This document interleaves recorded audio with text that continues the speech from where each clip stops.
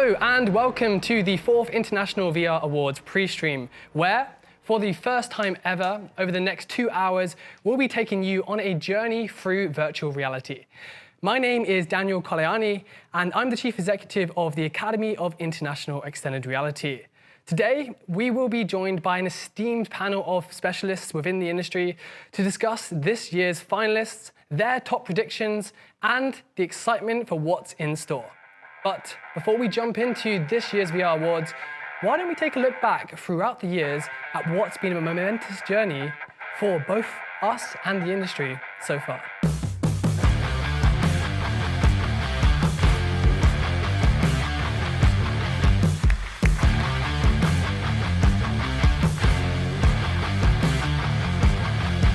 Really, none of this would be possible without you guys, the content creators, the people building the applications, the people building the ecosystem, without which the headset really wouldn't be able to shine. So thank you to you guys. Big round of applause. Thank you. It was such a long ride and a tough project to make. Everyone here knows how hard VR can be.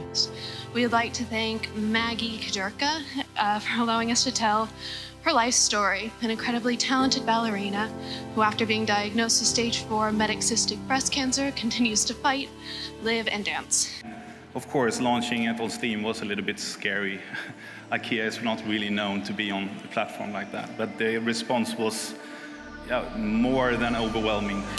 More than anything, I hope that I've been helpful in bringing this new canvas for people to work on, and that the work that those people do will be paving the way in the future. So, thank you very much. It's our mission at Facebook to connect the world. And through our work at Oculus, we're going to take that, and our mission is to connect people together regardless of physical distance. Holy guacamole. Surreal. With Google, believe that VR is more than just consumption of great stuff. It's a new medium. It's for creators. The competition's amazing, so this means a hell of a lot. I just want to say that we're very, very thankful for everyone for supporting us after all of these years, so thank you very much.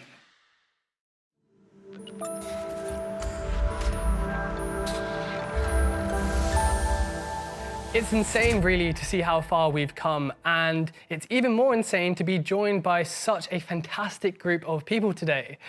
So why don't we introduce you to them? We'll go from left to right. Hi, I'm Sean. I'm a virtual reality artist. I use controls and a headset to sculpt, paint, and animate inside virtual reality.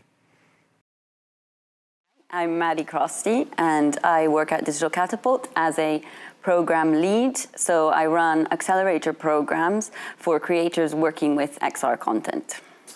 My name is GT from Games Tech VR. I play games on YouTube, Twitch, Facebook, and where else I do it? Twitter, pretty much all the time.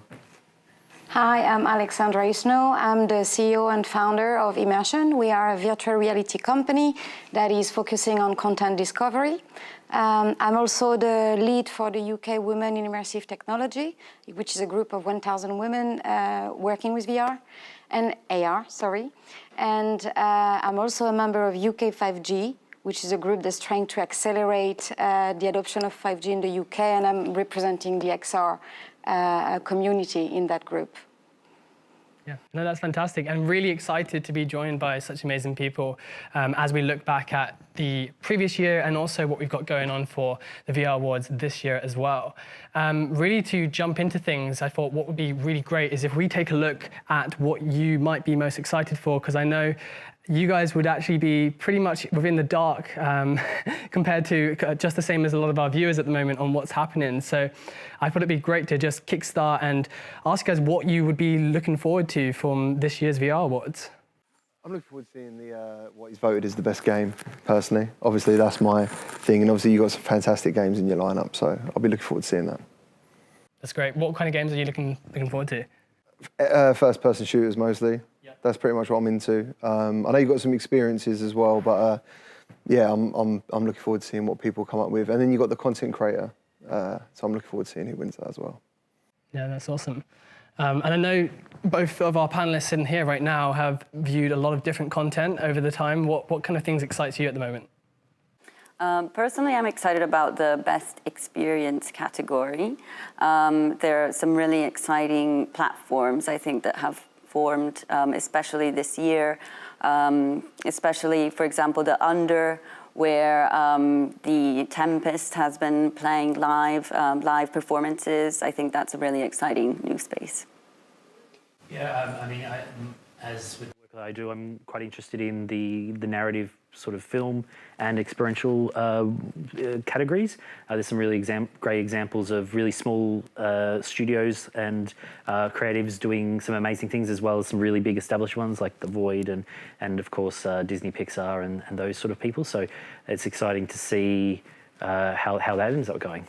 And also, I guess, like over the years, I think, part of our team, I think we mentioned that we've looked at around 1,200 experiences now over the course of the last 4 years of the awards. So there must have been some really cool things that you've had a chance to see as well throughout the years and had the opportunity to see change, I guess, as well. Yeah, so obviously there's a lot of location-based examples that are getting bigger and more sort of expansive of what can be done. Some examples in sort of the advertising and marketing worlds where people are using activations for things like cars and many other places. So it's exciting to see what the industry is making with creative kind of uses of the technology. That's what I'm kind of most excited about. Yeah, no, that's exciting. Interested in the enterprise sector, and surprisingly, because our latest focus is very enterprise related, and there is collaboration, there is training is a massive area. I've looked at some of the content, obviously, that's going to be, there's been like candidates this year, and some of it is extremely interesting. I also noticed one for the marketing area that I really liked, where you can really get into the product while the product cannot be transported because it's just too big. So I think this is a great use case. And there are other ones which is all about empowering more efficiency in the enterprise, which I can see as a very great use case with 5G private networks, and then you've got glasses, and now you get trained, and now you get guided. I also am a bit scared with those kind of experiences, so I'm curious to see what other people think about them, because obviously we still want to be humans, right? Not guided by the machine. Yeah. I think what's also interesting is, and it's kind of the elephant in the room that we obviously have to address as well, is how COVID has also impacted the immersive industry from LBE through to different areas. Wow. Okay, I can start there. Well, we've literally pivoted, so I've got a lot to say about that. We've pivoted nearly away, if I can say, from VR, and we are now focusing on creating, all of our experiences are laptop accessible, so it's more like a video game, 3D video game, immersive video game, than a 360, than something that needs a headset, because the market had an urgent need right now for lots of things, in our case in enterprise, and the users in the world don't yet have a lot of VR headsets. So that was our impact. From my perspective, running Creative XR over the period of COVID was really interesting. We received over 250 applications from creators looking to create XR content. And through the program, we award the winners £20,000 to create this prototype. So we had to select 20 out of the 260, but it was really interesting to see how many applications really quickly, how many creators were able to really quickly pivot to at-home experiences. So we had a lot of AR experiences, mobile phone experiences, where you, for example, receive a physical good in the mail and then experience it through your mobile phone. A lot of Quest experiences as well, which I think we all noticed how the Quest immediately sold out during COVID, which is great, and it's great that we have a new Quest coming out in the coming year. So that was, I think, really interesting. I think with social VR, it's going to take maybe a little bit longer to get to a point where it's frictionless, but it's a huge opportunity there as well. Yeah, no, really. And I guess, us looking at this, we've got some, we'll run through this a little bit later on, but also we have had some fantastic finalists in the LBE sector, who obviously have been having challenging times, and will be able to talk about, I guess, some of the ways they've been able to pivot and change as well. But I guess kind of both of my kind of gamers, entertainment kind of people in the room as well definitely would have seen maybe a change in or a pick up in pace in the games market and the experience market as well. VRChat and Rec Room is a lot busier. Yeah. Without a doubt, yeah, people are loving it. And it's actually a shame the Quest sold out. I don't know how many headsets they would have sold if they wouldn't have been. People were gagging for them, you know.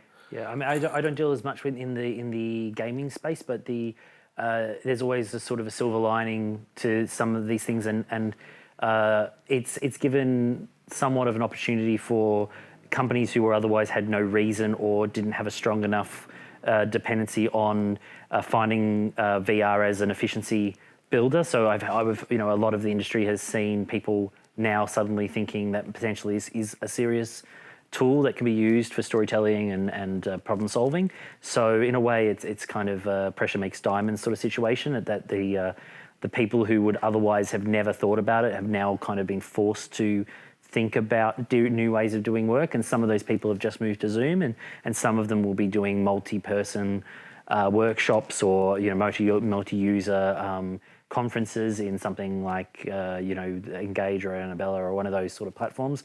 So you see that at the film festivals, you see it in a number of corporates. So it's a good thing because it's one of those things that needs to be experienced to be understood. And if you don't have the opportunity, if you don't get a push, sometimes it can be years before adoption is really taken up. So it's not the opportunity I think everyone was hoping for, but it's the cream always rises to the top in this circumstance. So in a way, it's probably helped reprioritize businesses in some positive ways. I think this year I went to a virtual market in VRChat. In there, you could test drive an Audi A5. That was really cool. You got into like an Audi. You know, have you ever been, when you go on a game show and they're like an automated like a drive around the circuit? There was that. You sat in there with 4 other people, and then you went to Netflix and you looked at the latest trailers. I thought that was really amazing. Like, considering that at that point it was like at the peak where everyone was staying at home, that you went to a place and it was full of people. It was amazing. It was really cool. Yeah, and of course this year's VR Awards is in virtual reality, partnered with VRChat as well, which is a great opportunity for us, because I don't think unless circumstances had changed in the world, we would have probably invested a lot of the resources that we have now done into a virtual show, just because there wasn't a demand for it from our consumers. Which is exciting for us because it enables us to do a lot more stuff. Like you said, you can test drive an Audi or view these trailers. So I'm also excited, I guess, from this year in the fact that we're no longer limited, I guess, by physical boundaries. There's a lot more that we can do, and really it's about taking that event kind of feel, but actually using VR to its maximum kind of opportunity for that. And a big thing as well because of COVID is that the VR Awards this year is also supporting kind of Doctors Without Borders. So we're also trying to raise as much funds as possible as donations as part of the show to be able to support those who really can't kind of be supported during these times. So I'd ask anyone that's kind of listening at home at the moment if they could donate where they can, and here's a quick clip to show you why that's important. Doctors Without Borders, or Médecins Sans Frontières, is a Nobel Prize-winning independent medical humanitarian organisation founded in 1971. Today, we have some 30,000 staff on the ground in roughly 70 countries. We work in communities affected by war, natural disasters, disease outbreaks, chronic neglect, and other crises. We treat people based on medical needs alone, regardless of race, religion, or political affiliation. The ongoing support of our donors, together with the profound commitment of our aid workers, will allow MSF to provide independent and impartial assistance to people in crisis in the years to come.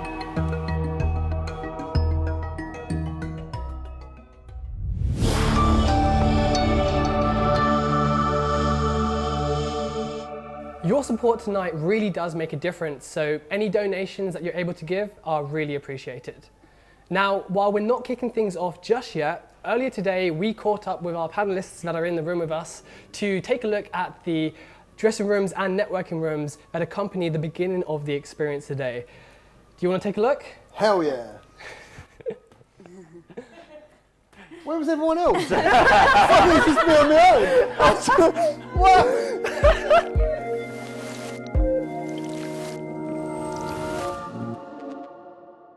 So I'm in the VRChat dressing room. Looks like a real award place. What is this? A change room, I think. And it's got a countdown timer over there. I like that. And an avatar. I think I have to pick the avatar. Oh, it's a mirror. Hello. Waving at myself in the mirror.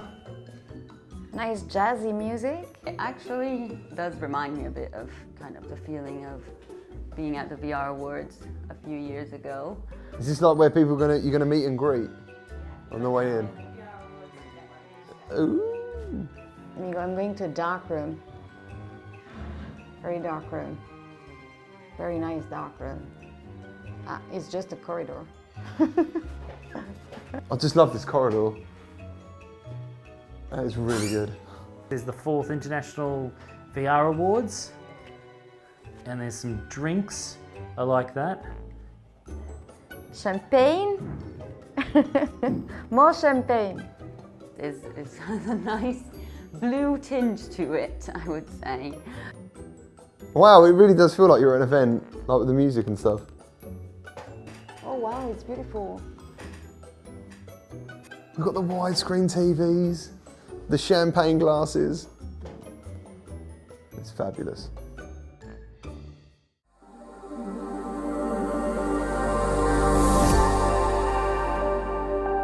So, how are we all feeling now? It's really good. Thank you. Fantastic. Well, we're cracking on with the show. So why don't we jump into the first few categories for tonight and what we have in store. So I know that we have healthcare, education and training, and enterprise. So why don't we start with healthcare? What's everyone's favourites? I don't have any specific favorite, but generally as a healthcare, I think we've got someone in our team who's done also some of those simulation and training. They are really cool because first-year doctors, from what I understand, don't really have access to operating rooms. And so if you want to rapidly bring doctors to a level where they can actually learn and operate and practice, virtual reality offers a really unique capacity. So it's just the potential it has for healthcare, I think, and to creating future surgeons and doctors at scale. That's amazing. I mean, Chris, you obviously much of your fan base is very gamer orientated, but do they tend to know much about the enterprise space when it comes to VR? No. No? Pretty much no. Unfortunately, I can't. Like, I'm looking at the.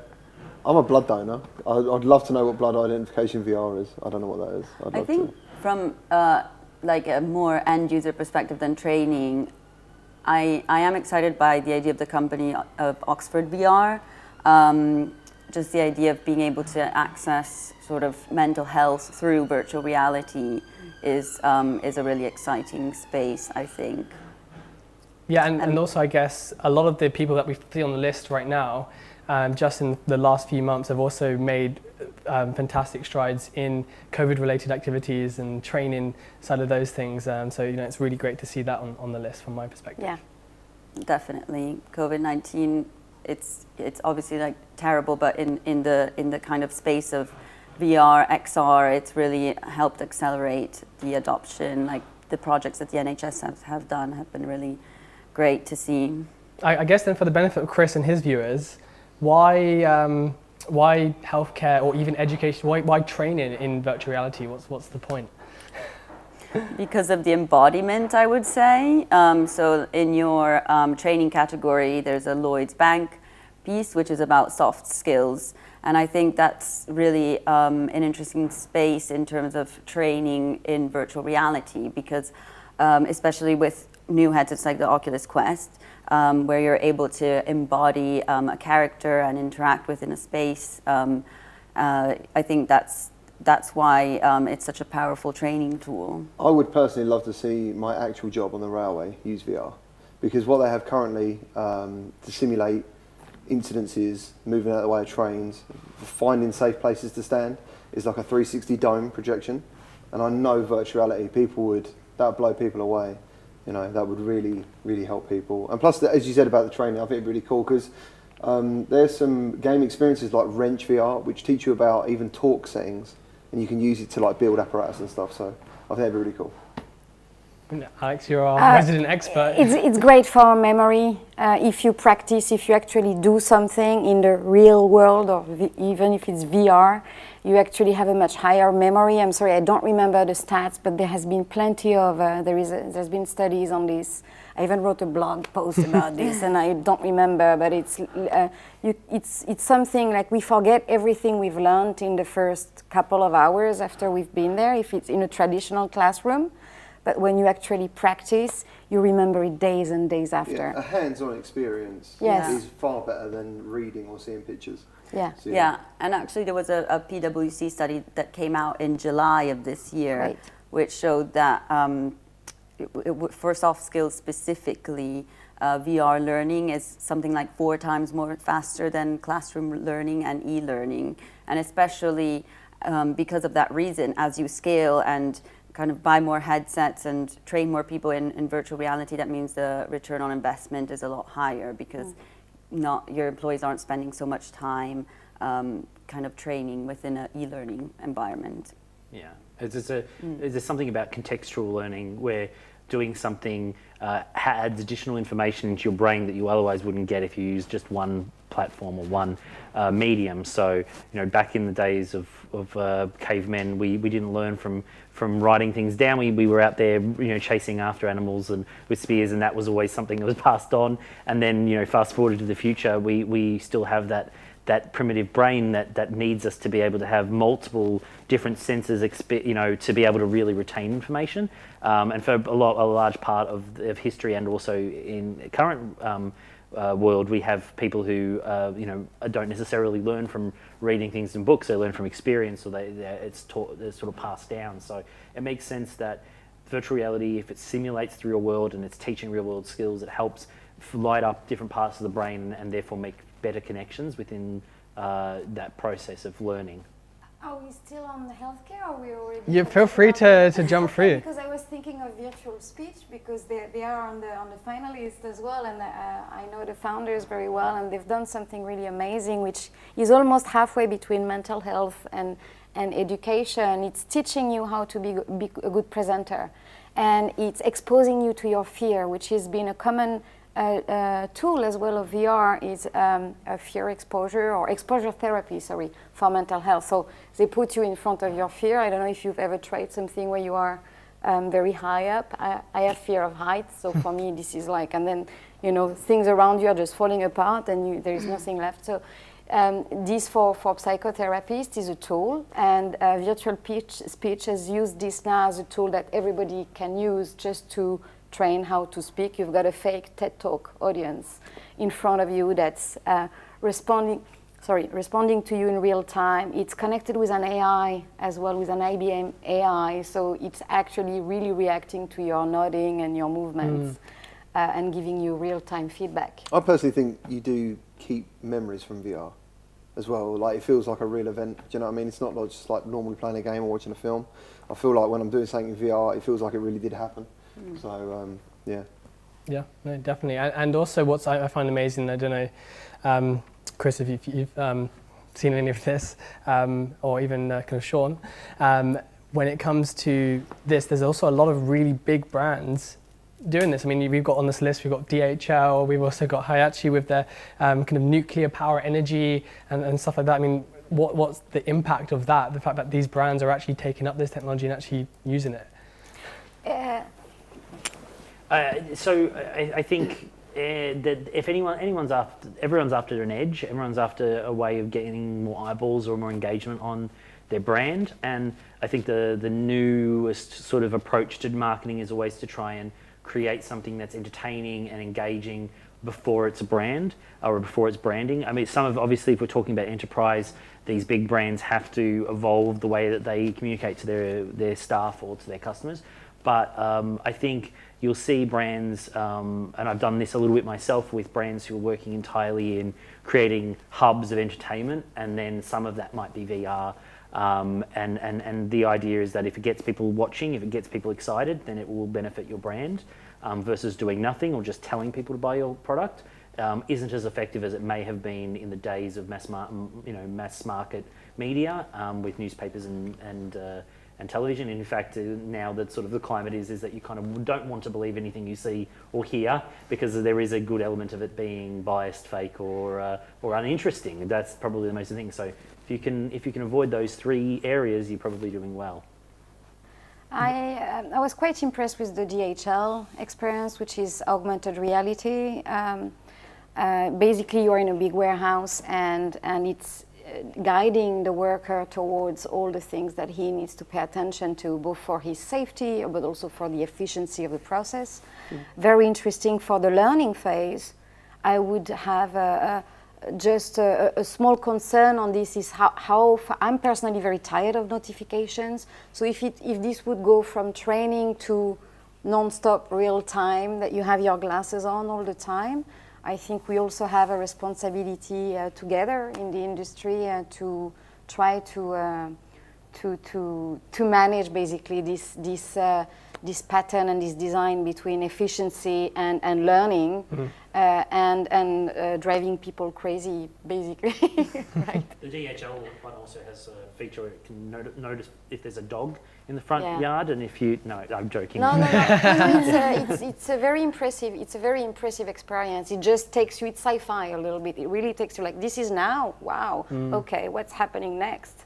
And you know what's really interesting is that kind of last year was the very first year where we actually started to see the enterprise nominations for the awards catch up with games. And this year was the very first year where we saw enterprise overtake games in nominations, in the amount of nominations that came through, which to us, if we look at the trends from that, just shows that there's a lot more investment on that side of things, and perhaps there's even a little bit more money there to begin with at the moment, but it's just an interesting observation from our point of view. Games tends to be an early adopter of a lot of technologies, from board games all the way through to video games. So if you've got industry typically follows the leaders, and there's examples where games have created certain things that have been taken on to other industries. So for instance, when Notre Dame burnt down, the most accurate model they had of Notre Dame was from Assassin's Creed. So really? So there are people working in universities and conservation groups who are now going to the creators of Assassin's Creed to learn how to create better models. So it's what starts off as a game might end up being move into things like industry, and it's very interesting in that respect. So I have that conversation with some of our prospects at the moment, which is so some prospects think gamification, yes, spot on, let's go for it. So it's enterprise saying okay, and then others say, you know what, we're not sure that our employees and our people and our customers should be exposed to gamified experience. We're not sure this is us. And I'm wondering, I'm almost convinced that everything will be a massive video game. It depends. At the point in Well, time. So the reference we had before was nuclear power. I'm not sure if that's... there's a Netflix episode about that. Yeah, there's a show on Netflix, and let's maybe not that, but other things, sure. DHL. Well, when you have Elon Musk Neuralink, and we don't even have to put on a headset, then... But I think what's coming over from the game sector in the film and television sector, for example, and the training enterprise are actually the tools that are being used to create the game. So the game engines are now becoming really powerful tools for not just virtual space creation, but also 2D films, for example, and those kinds of experiences like the DHL experience. Well, talking about enterprise, this year we partnered with the Grid Factory to really explore what AIXR kind of really looks like, and how that can really be brought to the masses. So earlier today, I actually had an opportunity to catch up with Andy Balker, who is one of the founders from Grid Factory, and well, here's what he had to say. The Grid Factory does probably one of the coolest jobs in the VR industry.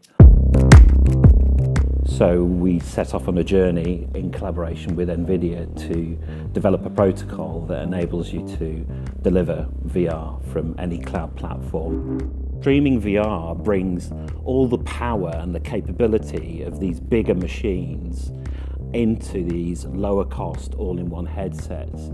5G is going to absolutely transform the adoption of VR. Full-on VR experiences anywhere where you can get a 5G connection. Some of the projects we've been working on are just absolutely mind-blowing. I'm working with Vodafone to deploy a world-class healthcare training application. Another win we've had is with BT. You'll be able to watch a motorbike race, but have it on your tabletop. We're going to do AR boxing matches. We're going to teach kids how to dance across the whole of the UK. So content that was once trapped to the device or to the PC in the corner of the room is now available to anybody, anywhere, and on any device.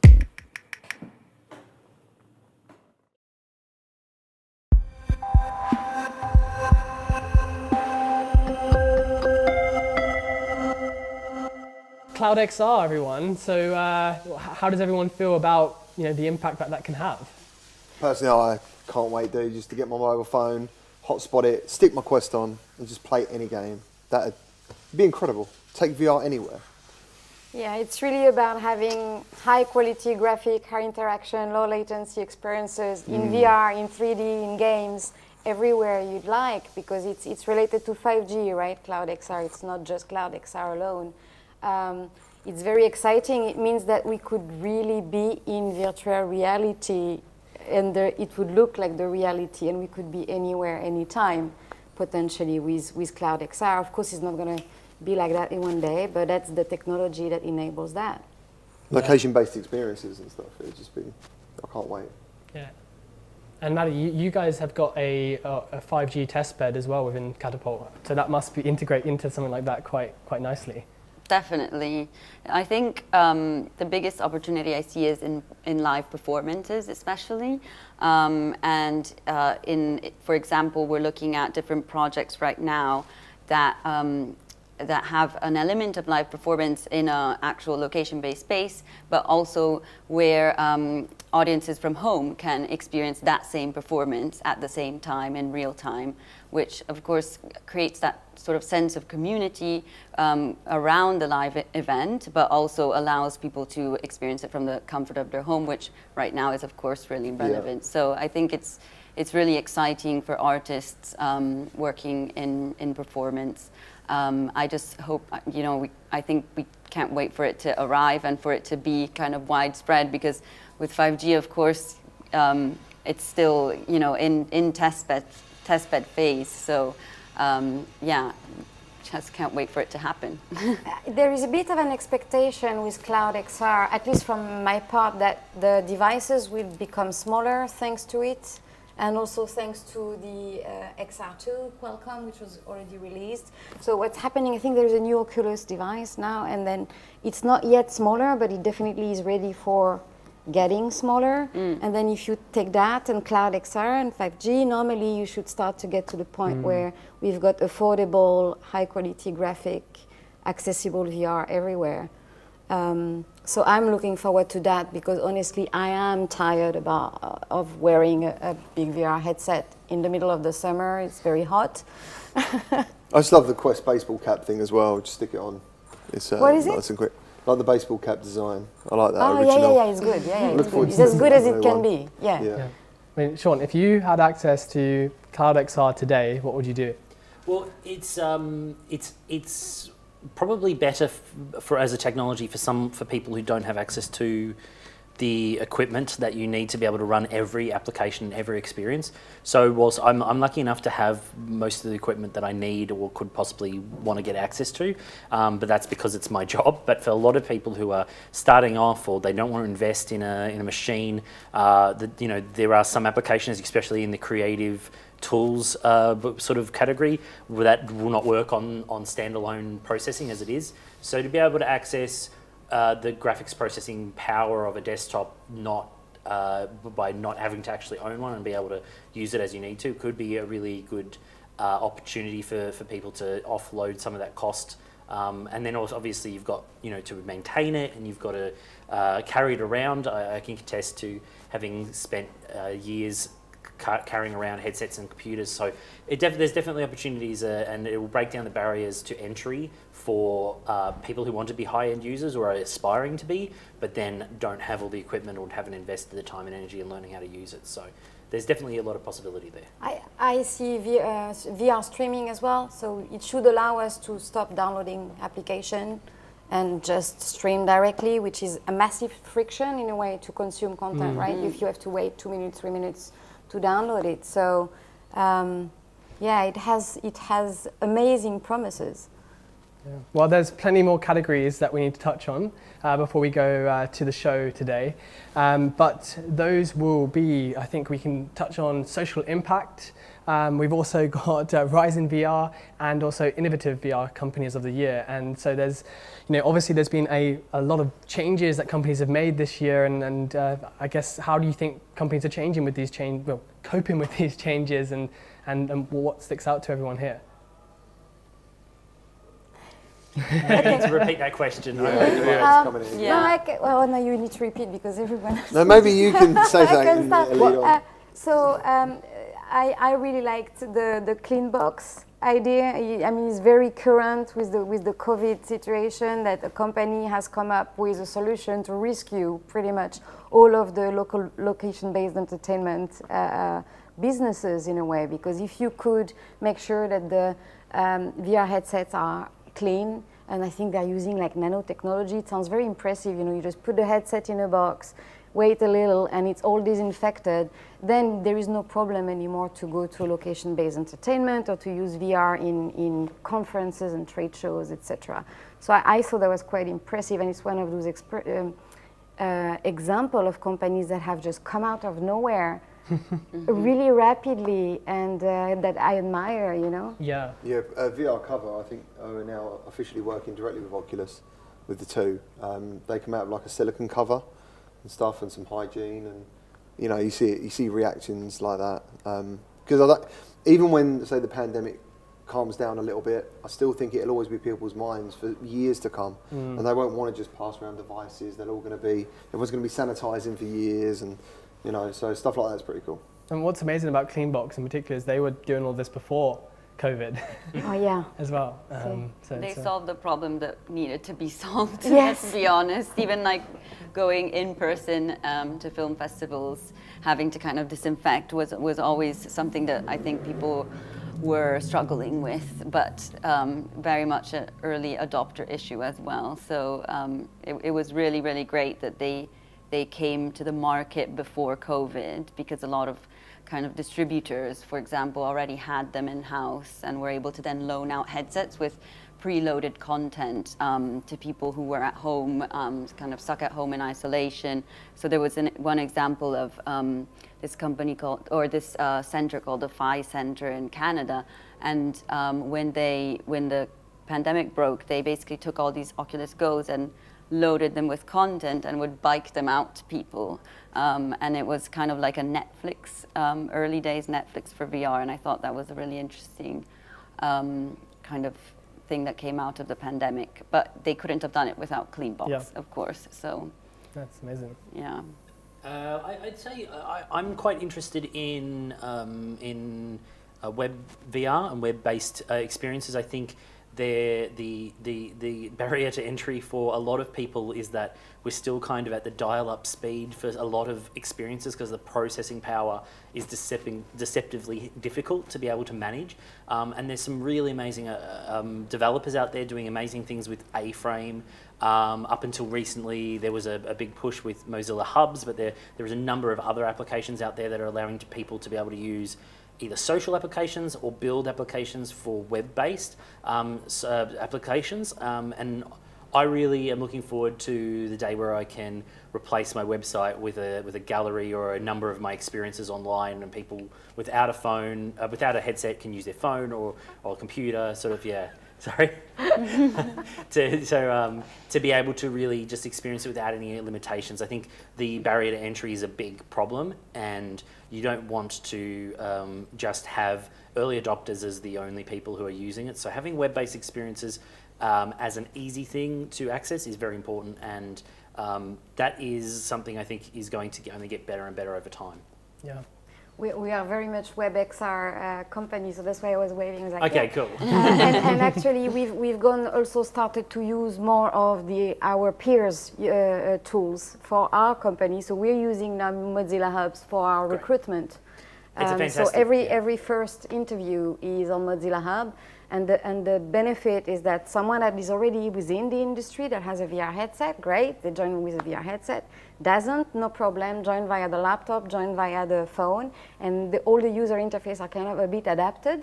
So everybody you have fun on any device. Yeah.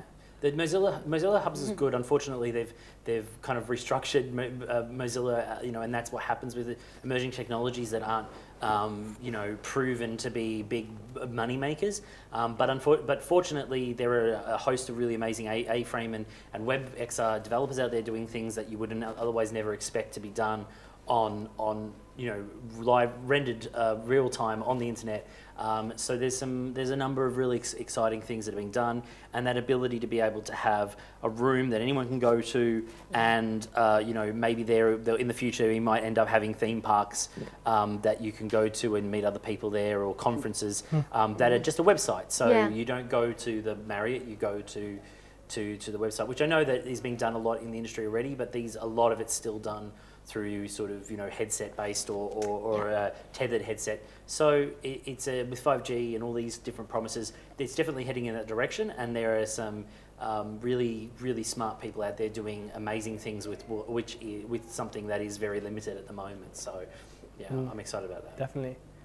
I mean, Chris, you've also, another one of our finalists up for tonight is Cybershoes. Yeah. And you mentioned that you actually had an opportunity to test those out and be part of that. Yeah, I was lucky enough to be sent them, and I entered a tournament, which I won, with another group of content creators. They were absolutely awesome. From a fitness perspective, over that 6-hour period, I run, I think, over 4.5 kilometres, like on the spot. It was crazy. I did get cramped twice, though, and that was the problem while doing it. But yeah, they were really cool. They were really cool, and I can see why they're doing so well. Yeah, no, that's great. And also, I think, looking at the list, especially, at Catapult, you must have a lot of different startups kind of come through and you speak to and stuff.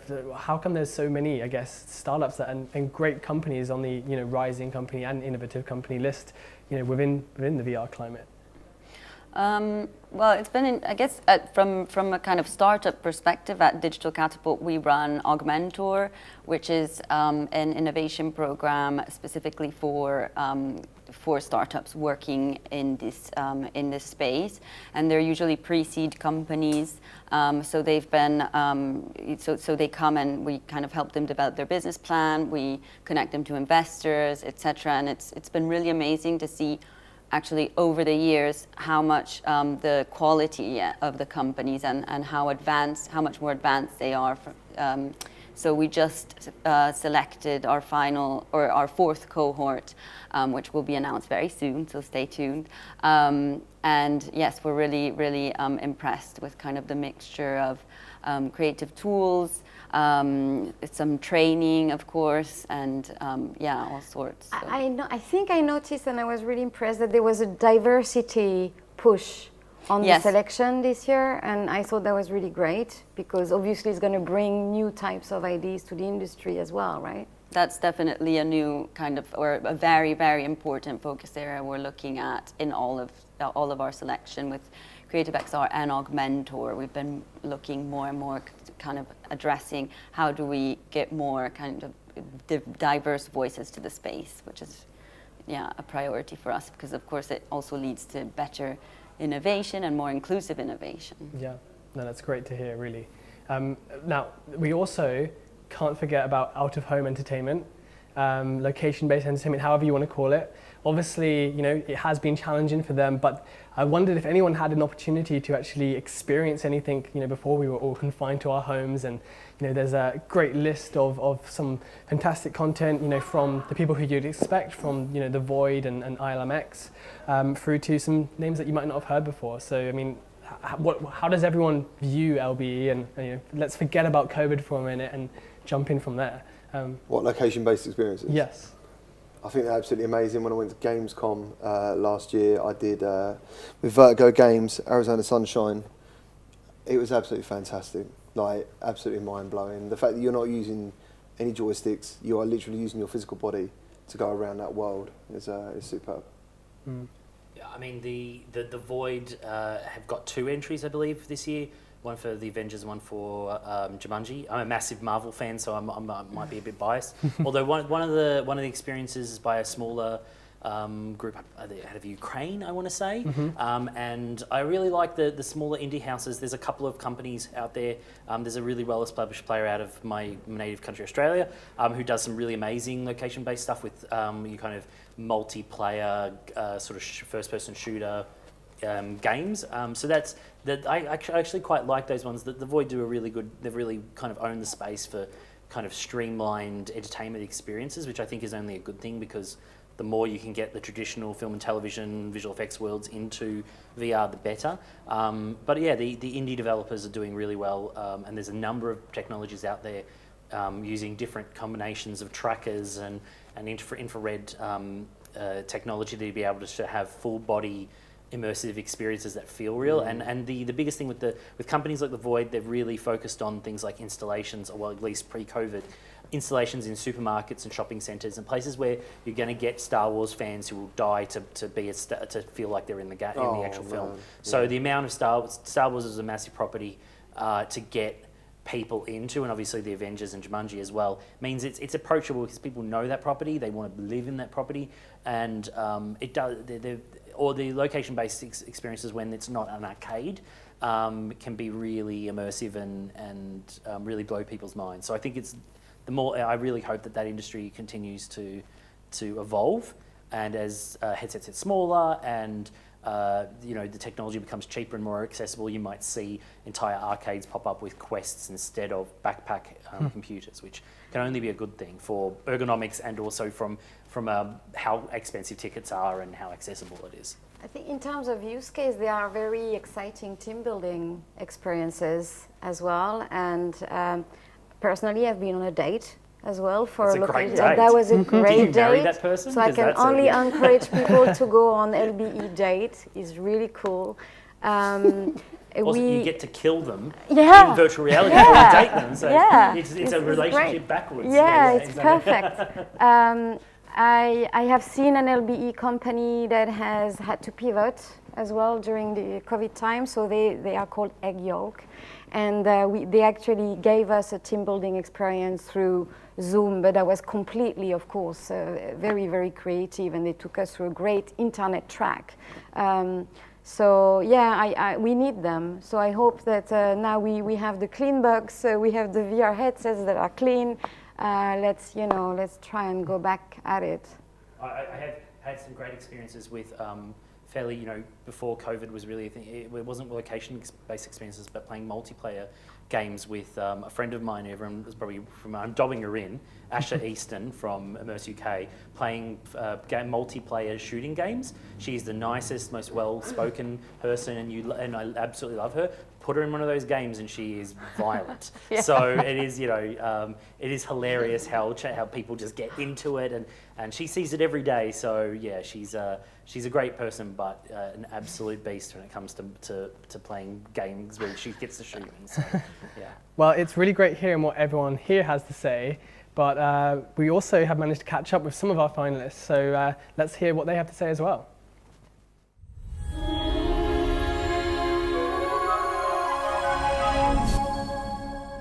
Hey Stephen, it's great to be joined with you for this year's VR Awards. How are you doing?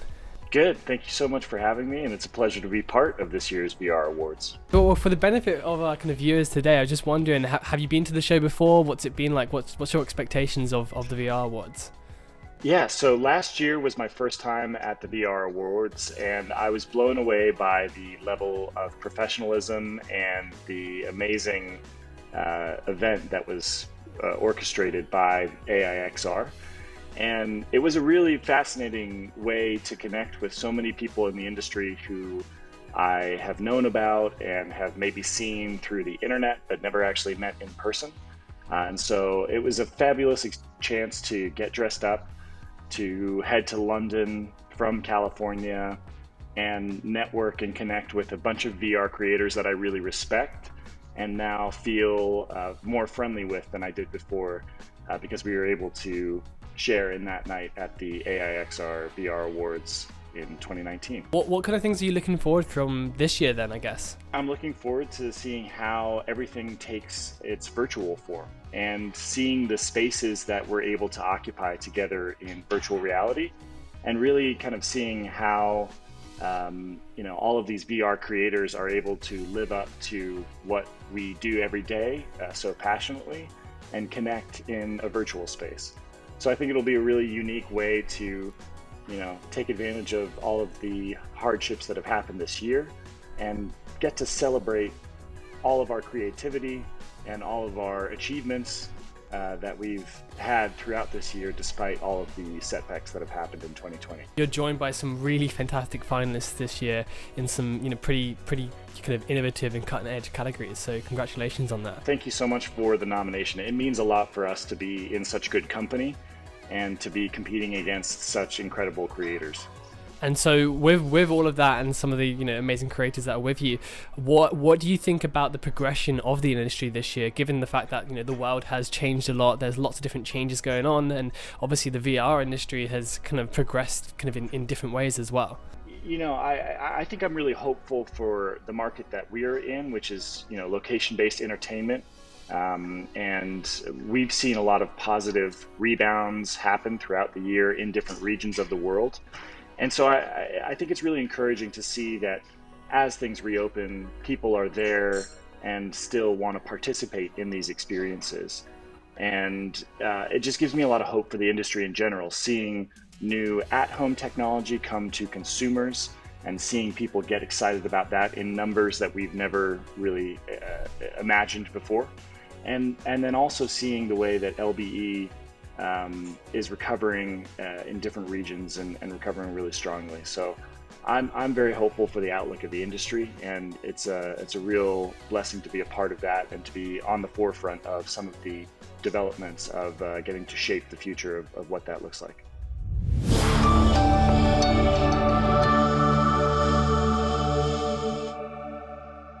So everyone, two of my most favorite categories for the awards, every year we get to review all of this amazing content, is kind of VR film of the year and also VR marketing of the year. A weird mix, but they are kind of my favorites.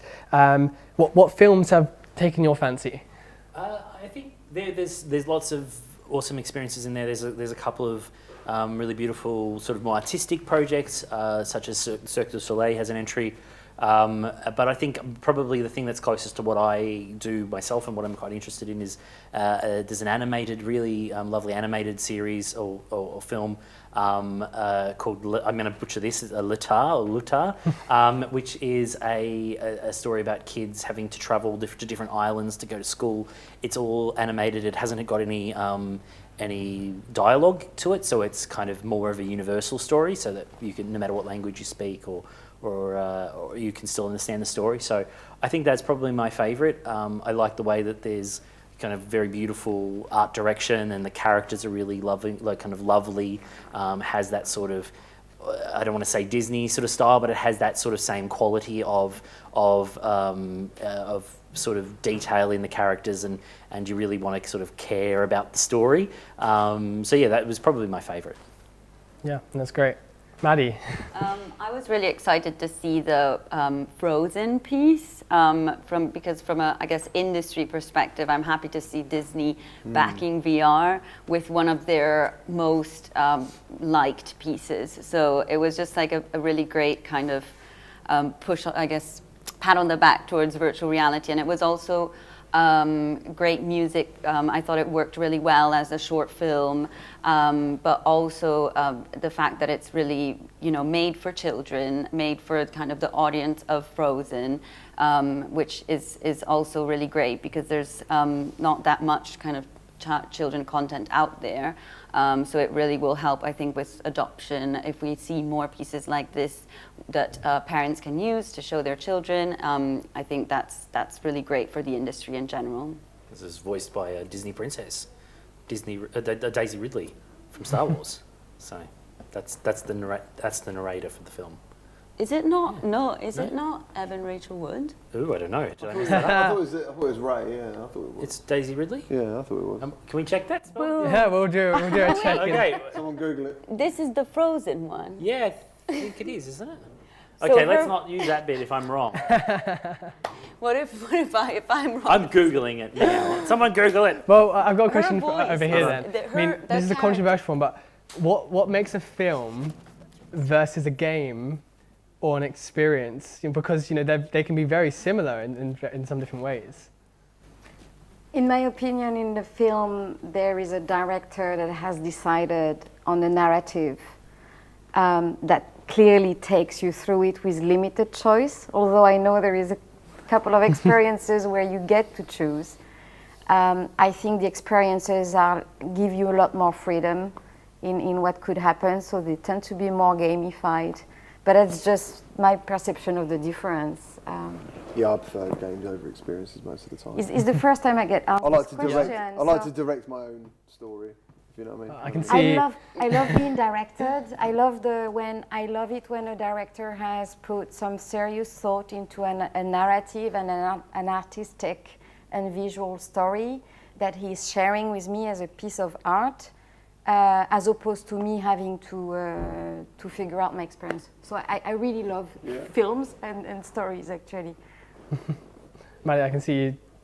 Yeah, I think it's a weird distinction, and it's really, I don't think anyone has really defined it, have they? I mean, you have like really kind of famous directors like Del Toro or like Catherine Bigelow who have made VR pieces, but also I think, I think they're two different mediums really. You can't really compare one to the other.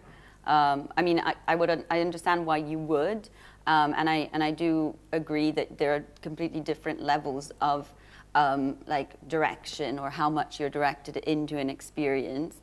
There's definitely a difference between an experience and a game, but I think still in an experience you are definitely directed by someone because someone has created that space and that sort of atmosphere. Well, games have those cinematic moments, don't they? Where definitely. They can direct you from one scene to another, and then you take over, and then they take over. I like that. I think the lines are being blurred more and more and more, and I think there's definitely people who will like the auteur, director who has a has a style. But as time goes on, there is more and more entries of people, examples of people creating amazing cinematic projects. I recently played Death Stranding. A beautiful, amazing Japanese director. I cannot remember the name of it. Yep, that's what I thought. And that is more story than game, definitely. 9 times out of 10, if I were playing a game and I wanted to just play the game, I'd skip those scenes.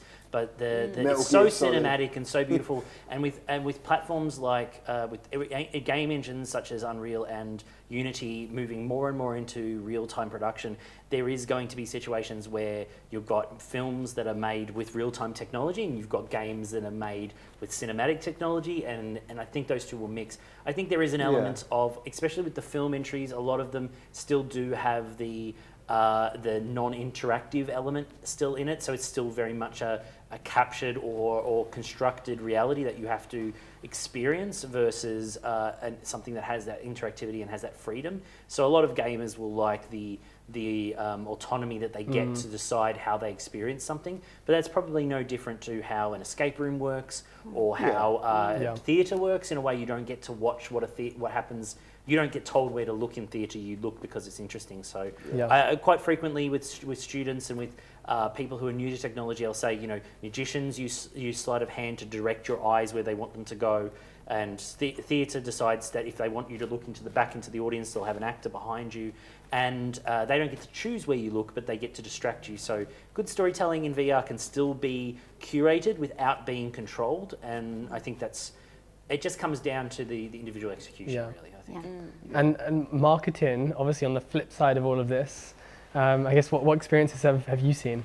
I've seen quite a few automotive or airplane, get into the product experiences. I remember the one from Imagination with the Land Rover.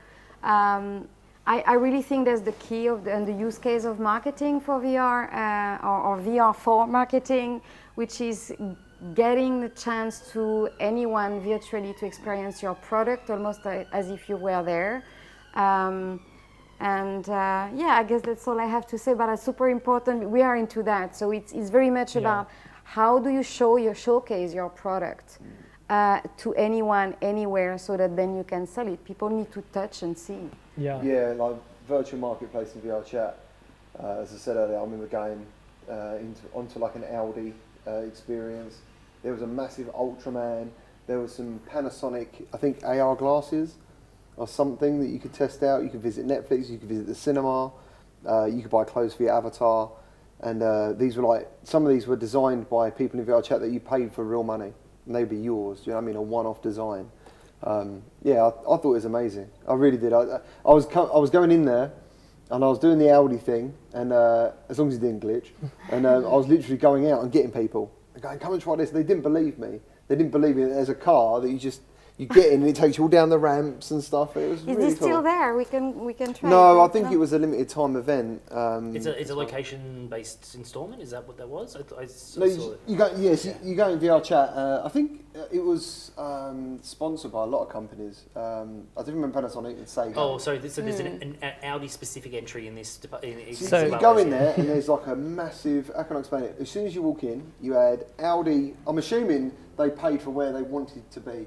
Audi were like near the front, kind of thing. Is this in VRChat? In VRChat, okay. Yeah, it was, yeah. So you had like Audi, and then you went over this massive bridge, and there was Sonic in front of you, a massive giant Sonic. It's like Sega. a new generation of product placement. Like you used to place product in films, now you just place the product in VR. It was absolutely incredible, and I can see like the excitement behind eye tracking, you know, and ads, because at the end of the day, they're going to see what I'm looking at, how long I'm looking at it for. Do you know what I mean? Yeah. God knows what else, but it was a really cool experience, like really cool, and just seeing everyone else around. I think there was like a virtual food stall, you know. There was just so much going on in there. Well, what's really interesting as well is that obviously the VR Awards is in VRChat, and we spent a very long time. You can ask my executive producer on the show that we went through a lot of different kind of platforms. What do we want to do and what would give us the most flexibility? And VRChat was that option for us.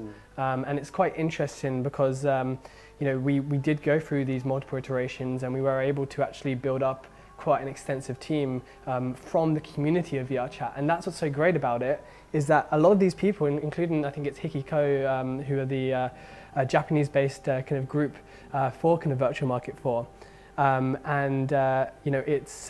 it's made up of communities of really talented people, and it's the same for the awards this year. It's been made by people who are passionate about the industry, who are passionate about this platform, and really have dedicated and devoted a lot of their time, to do something for other people and to do that support. So I thought it'd be good actually to show everyone, a little bit about VRChat and I guess why we partnered with them. Excellent. Oh, thanks. Diamonds that fade, your words are sinking down in my chest. What are you thinking? I don't know you anymore. We're alone now. And before you go, just turn off the lights.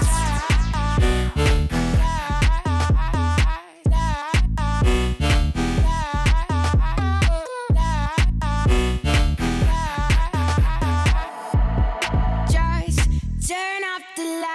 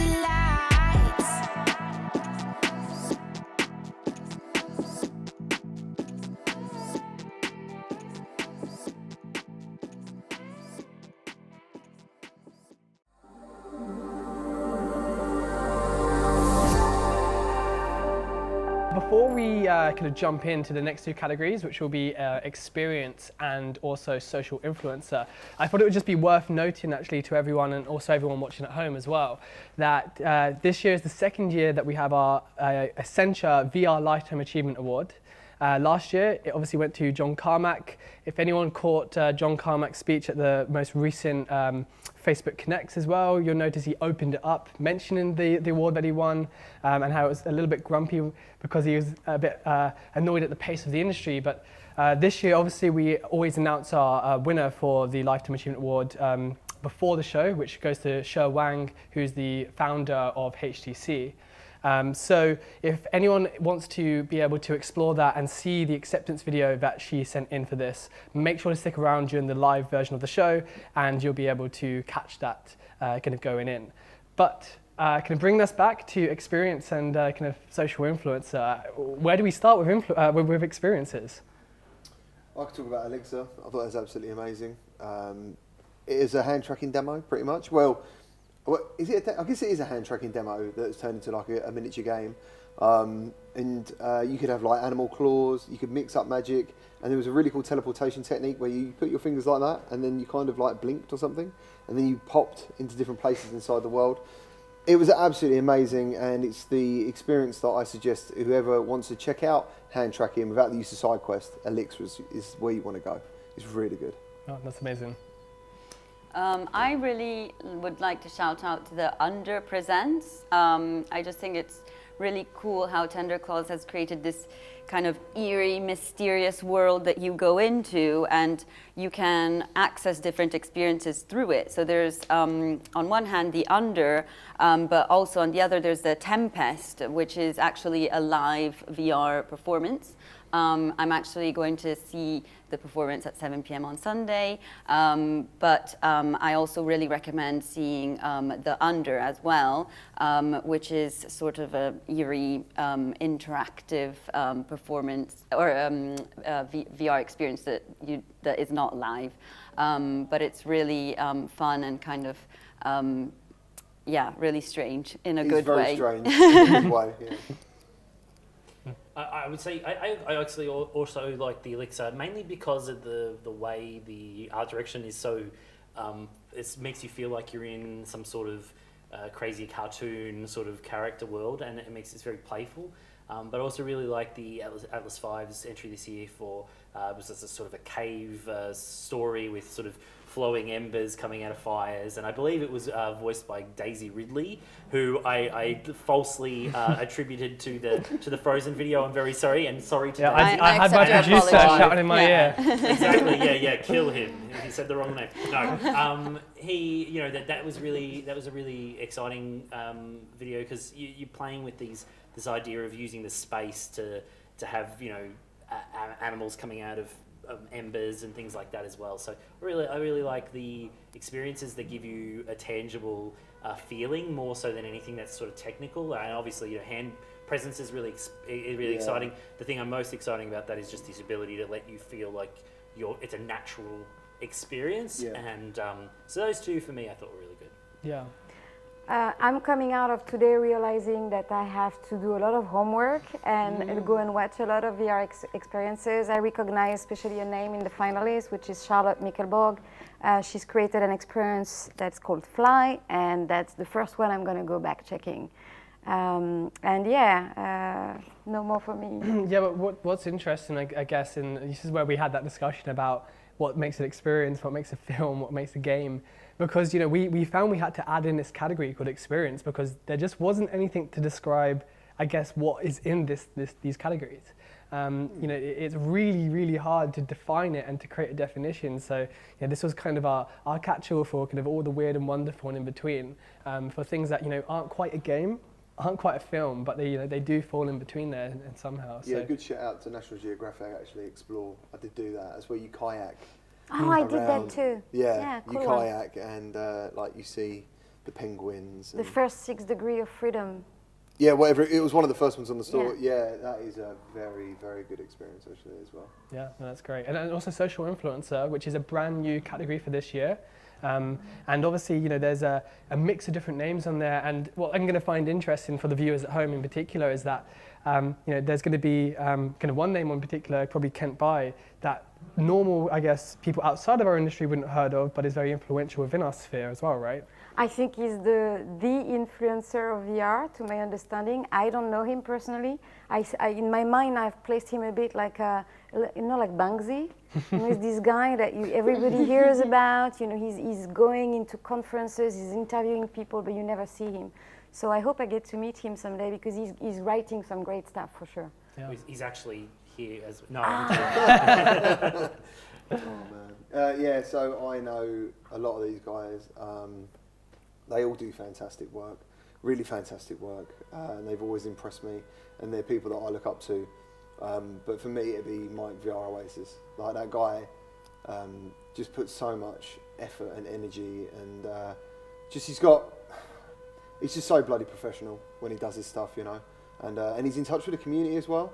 So that's really important, to be part of the community at the same time. So yeah, I think that's why it's really important that we chose to recognise these individuals this year, because a lot of them do have a very vast and big impact on our industry, and in a lot of ways that social influencers are responsible for bringing more people into this crazy industry, inspiring people. I know there's even just for me, like on VR or games even, if I watch someone play a game and I particularly like that, I might watch quite a few hours of that, and I'll end up buying it, only play 1 or 2 hours, but it's because of those social influencers that really, I guess, make that impact. Yeah, and I think from one of my point of view as well, all those people you've mentioned do this.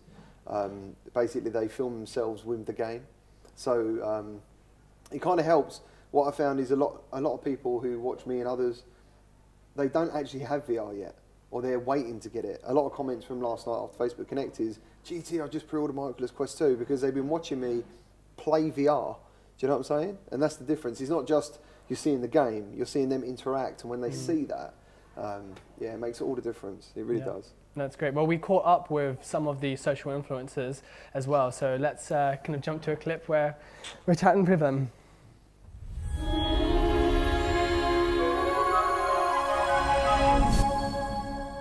Just to kick things off then, what are you most looking forward to from the VR Awards this year?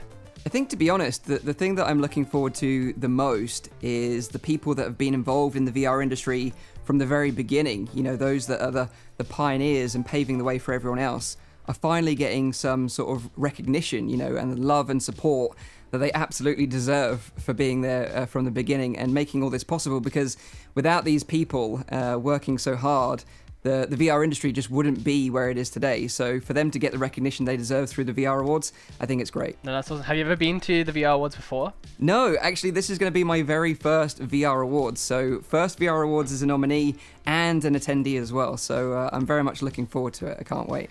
Wow, and you get to experience the show this year in virtual reality as well. That's right, yeah. Obviously, we know that traditional events are becoming harder and harder this year with everything going on in the world.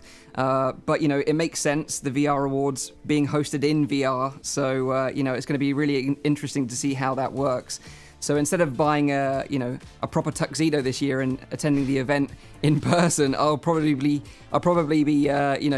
getting a nice suit for my avatar and attending it virtually, so that'll be interesting. Well, what do you think of the potential of virtual events going forward, I guess? Because obviously, as you mentioned, lots of things are changing in our world, and I think we're in a very good position to do that, but personally, I think it has huge potential moving forward. Absolutely. I think virtual events over the next 6 months, couple of years, we'll see an explosion of them as, people want to network, but we obviously can't do that in person right now. So virtual events will become huge without doubt. But as the technology evolves, these virtual events will evolve as well, and it'll only become bigger and bigger over time. So, have you had a chance to take a look at any of the other projects this year or any of the finalists?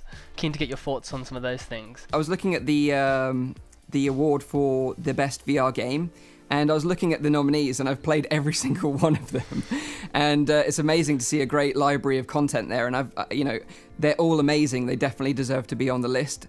Personally, I would struggle to choose a favorite, I think, from all of those, because they're all such amazing experiences.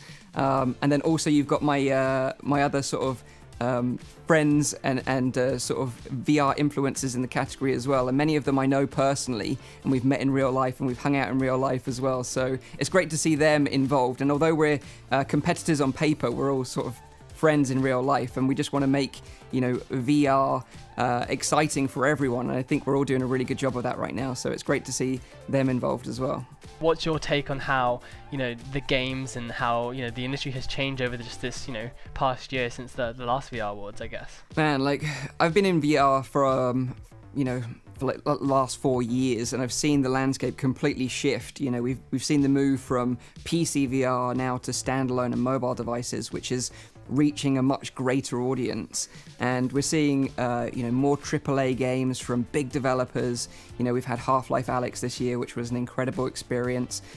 So it's just great to see it mature, and these amazing experiences become available to everyone. And now, especially as the hardware is more affordable, more people are able to experience these amazing things. And it's just a privilege, really, to be involved in an industry that's growing, and it's such an exciting time to be a part of it. Well, look, final words. You've got a captive audience here who are kind of eagerly watching this at home. What's your final words for the audience at home, and I guess also some of the finalists that are involved in this year's show?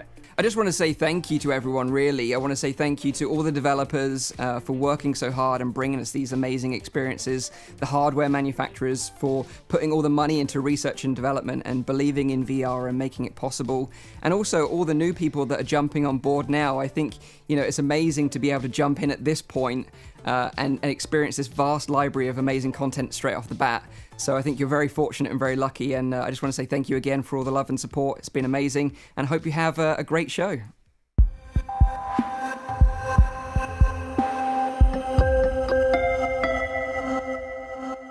Welcome back, and if you're only just joining us for this year's pre-stream, welcome to you too. Just a quick reminder that we are raising money for Doctors Without Borders tonight, so if you can donate, make sure to provide a donation where possible. Okay, so it's not long now until the 4th International VR Awards, and we're coming to a close of this pre-stream.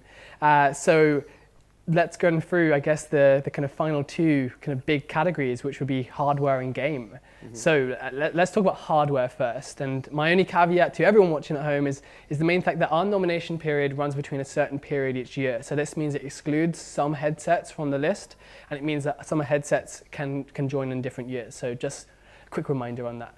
But hardware, what hardware has everyone tried here was interested in? I've used the Valve Index at Gamescom, and I am an owner of an Oculus Rift S, which I absolutely love. Mm-hmm. I've tried Vario, and I think Vario are the warriors in this industry. They have something that's totally unique. They are the only remaining alive European VR manufacturer. So it's quite impressive. The pixel level, obviously, it's an enterprise device, super high tech. So it's not for gaming. But they are taking up a very beautiful challenge, and they've got a great device.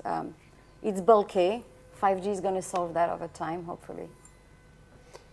I mean, I've used most of the headsets on the list. I haven't had the fortunate chance to be able to use the Vario, but that is very well considered in the sort of high end use cases. Military uses a lot, flight simulators, people who really want that high end. I think the Index is really interesting. It's a lot more comfortable than a lot of the other headsets, and it's very popular within the games world and in the sort of I would say non-enterprise but still enthusiast market. But it does have a price tag, right? It does have a price tag, but Valve have done a very good job, and their initial design in the with HTC for the original Vive is still the best to market within that price bracket. So I'd say the tracking and everything is still amazing. One of the interesting ones, I think, so AIXR are actually also, I think they're from the Czech Republic. So that's another entry there. That's an interesting headset because it has similar things to the Pimax in the respect that it's got a wide view, sort of point of view, but also that it has this ability to be able to work with motion capture systems as well. So if you've got a virtual production studio, or you've got the ability to be able to set up motion capture cameras, you can have a location-based experience where the headset is actually running off the motion capture tracking system. So that's a big difference. Yeah. So especially people in that world will very much like that headset, I believe. So. Yeah, I think even with kind of Pimax and kind of 8K kind of VR, kind of on that front, I think it's obviously with the NVIDIA's new graphics cards, we should be able to at least try and start to bridge the gap to be able to run those kind of headsets. But it's interesting. I find that this year's kind of hardware mix is very much a mix of weird and wonderful different headsets that all have very unique kind of aspects to them, and I'm really interested to see how the hardware is going to be progressing throughout the years, really. I just love the Rift S. I think for the performance, the price, the comfortability, I think it's fantastic. There's a reason I think it is the most popular used headset on Steam, is the Oculus Rift S. Yeah. And they've discontinued it now. Yep. Probably in favour for the Quest 2. Yeah, exactly. Yeah, without actually trying it with a link cable, it's hard to go because I like to spend many hours in VR, and the Quest isn't the place to do it. And the Rift S is fantastic. So I'm hoping the Quest 2 with the what's it called? What's the extra?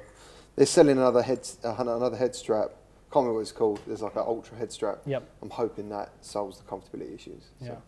Okay, so the big one for everyone, I guess, is in particular watching at home would be games at the moment, and boy, is there a big list of games and really fantastic experiences. So I mean, Chris, I'll kickstart off with you here because I know you've tried pretty much every game on that list. The best game there is Half-Life Alyx. Definitely. It's groundbreaking. Closely followed by that, I'd say, in interaction is Boneworks. I thought that was amazing, the level of interactivity. The problem with those games is you then set a bar in your mind of when you go into anything else afterwards. You expect to be able to pick up that cup and smash it, and you expect to flush a toilet or whatever, do you know what I mean? You expect to do all that stuff, and those games raise that bar. I thought Walking the Saints and Sinners, that really attracted a lot of new people into VR. There's a lot of, that name alone brings people into VR, and that's fantastic. They've done a really good job with that. The physical interaction as well. A lot of people would just be like, dude, I stabbed someone in the head today. It was amazing. Do you know what I mean? Like, it was so realistic. And I'm thinking, all right, okay. Yeah, Maybe not a skill that we want travelling over. No. Yeah. Curious Tale of Silent Pets, absolutely amazing. They used hand tracking. That was fantastic. Really good art design. I think they did like a low frame rate for the characters, something like 20 frames a second. So it had a really weird art style. It was really cool. That's just to annoy traditional gamers.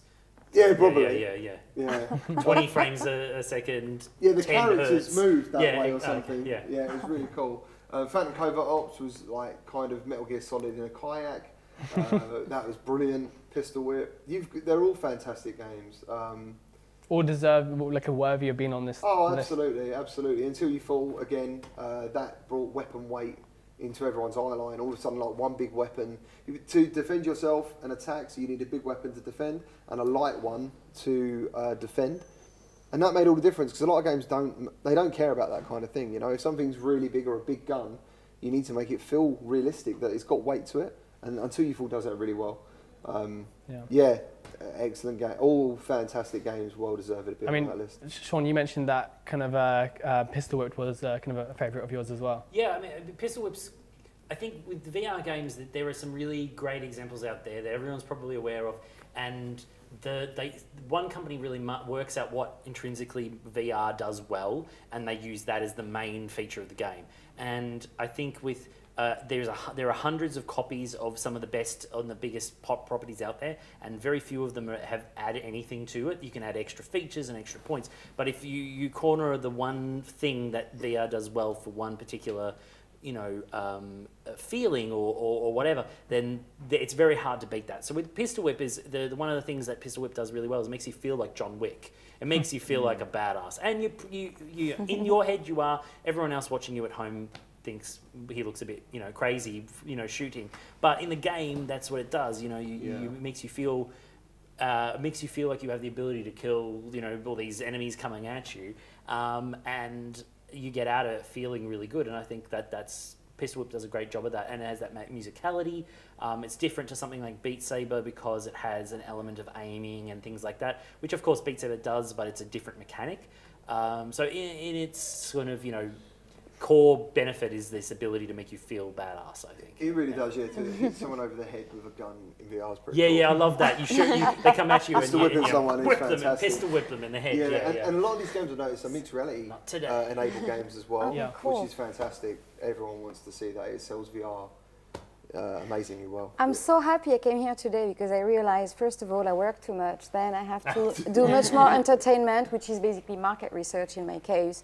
And then I come away with some experts that are telling me literally, like, do this, do that, you know, pistol. I think, what are you thinking about The Walking Dead? I absolutely love The Walking Dead. I've Yeah. completed it twice. It's amazing. Very violent. It's good. You'd love it. You can two-hand axe people in the head. And Nice. yeah, and also you can do like multiple paths as well. You can play the story and actually like do a nice version of an ending. Or It just can be, not because bother. people have different ways of relaxing, right? I mean, it's quite nice. I like to shoot zombies, but I think like other people would like the Down the Rabbit Hole, which is probably more relaxing beautiful type game. of beautiful story and game at the same time. That's awesome. In Down the Rabbit Hole, they've got a really cool mechanic where you're inside. So it's the story of Alice in Wonderland, and you travel around the world inside a tree trunk.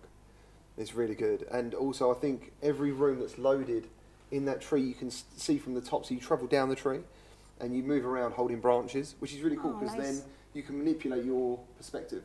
You know what I'm saying? Freely, just like in and out and stuff. And yeah, so as you go down the tree, you can look up and constantly see the very first room that you started in. And it's a really cool puzzle game, really cool. You know, it's one of those things that when anyone asks me what VR game should I play, the first thing I always do is just link them to the finalist. Because I say to them, like, this here is a list of games that you must try. Because there's just some really fantastic kind of experiences on here that you know, I think, you know, if you don't try, you don't, you know, have the opportunity to see. And I think because you touched on it earlier, but also I asked everyone kind of before the show, I said, you know, what game are you interested in, or what you know, what's the top favorite? And pretty much everyone here said Half-Life Alyx. So I'm interested, what is it about Half-Life Alyx that really is? It's you know, optimized incredibly. Like I've seen it run on some not very high-end PCs and look fantastic. I think that's something that I can play some really simple early games and they will kill my graphics card for some reason. I'm like, this game looks so basic. But Half-Life Alyx, it's the story. The story's fantastic, very memorable. The cinematic quality. It's just an incredible, very, very it's beautiful. an everything game. It really is. I think it's amazing. Yeah, and the sound quality is brilliant. There's an attention to detail that it's like, I'm not being a hardcore gamer and focusing on missions and things like that. I always used to like the games that allow you to free play, just, you know, play a game and just do whatever you want to do in the game. And the attention to detail with like liquid in bottles or writing on the wall, or you know, these are things that seem insignificant, but it's that sort of, in film, there has a history of adding additional layers of information to help tell a story or to make you feel like you're inside of something, and I think they've really done that, and they've worked out a way of being able to use the hand tracking to be able to make the action and the movement feel real. The art direction is beautiful, and there's this cyberpunk sort of style to it. It just combines a whole bunch of things that you can really tell sort of masters of a craft when they're no longer focusing on how do we move or how do we push a button. It's how do we make people feel like they've in a world, and you know, this idea of like feeling so in it that you forget you're in it. And so that's There was also a thing about VR games a bit more. I say back in the day, it's only been like 3 or 4 years, but it felt like the day 4 years ago. Yeah, that's in VR. In VR, exactly. It is crazy. 4 years ago. But like, it is just thick and fast, isn't it? Like what's going on? It's just constantly changing. I think some of the earlier stuff you sort of forgave it because it was in VR. You know, current gen games at the moment. Half-Life is that plus VR. Do you know what I'm saying? Like it's absolutely incredible, and the sound work, like the sound effects in that game are just incredible. Right? I think it ties into what we were talking about before, which is what is it? Is it a film or a game? It's obvious that, you know, they've really paid attention to kind of that storyline detail, that as you said, art direction, helping to tell the story through all the little details that are so beautiful and really capture people in who are even people who are maybe not gamers. So I think that's been, and also the sound design, an incredible element. That's what, as you said about experience, isn't it? It's that as well. It is an experience. You come out of it and you're like, oh my god, that was.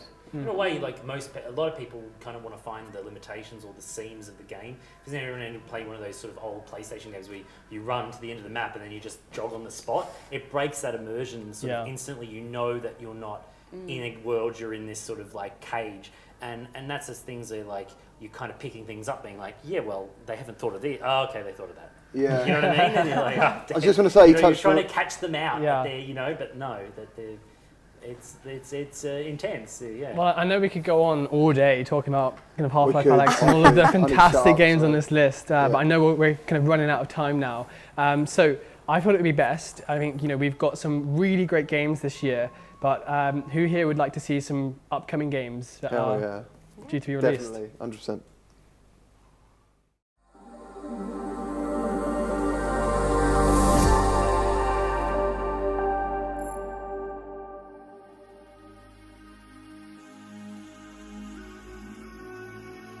Have I ever told you about my friend in the observatory?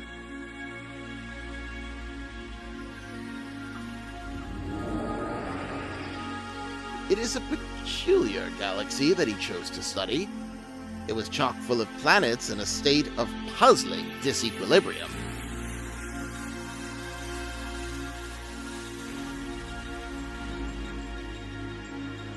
He was a curious fellow. Observant, yes, but also inclined to tinker.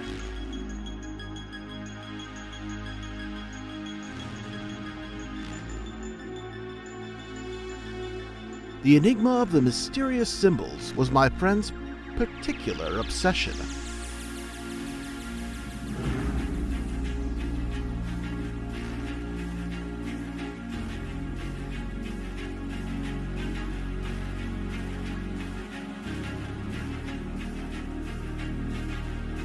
My friend, you are lit upon the path to wisdom, but you must walk faster than is maybe prudent.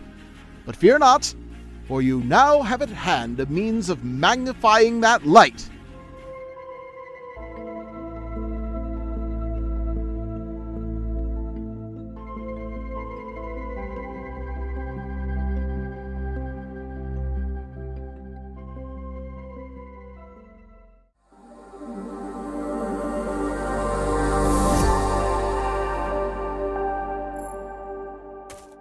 What would you like to do today?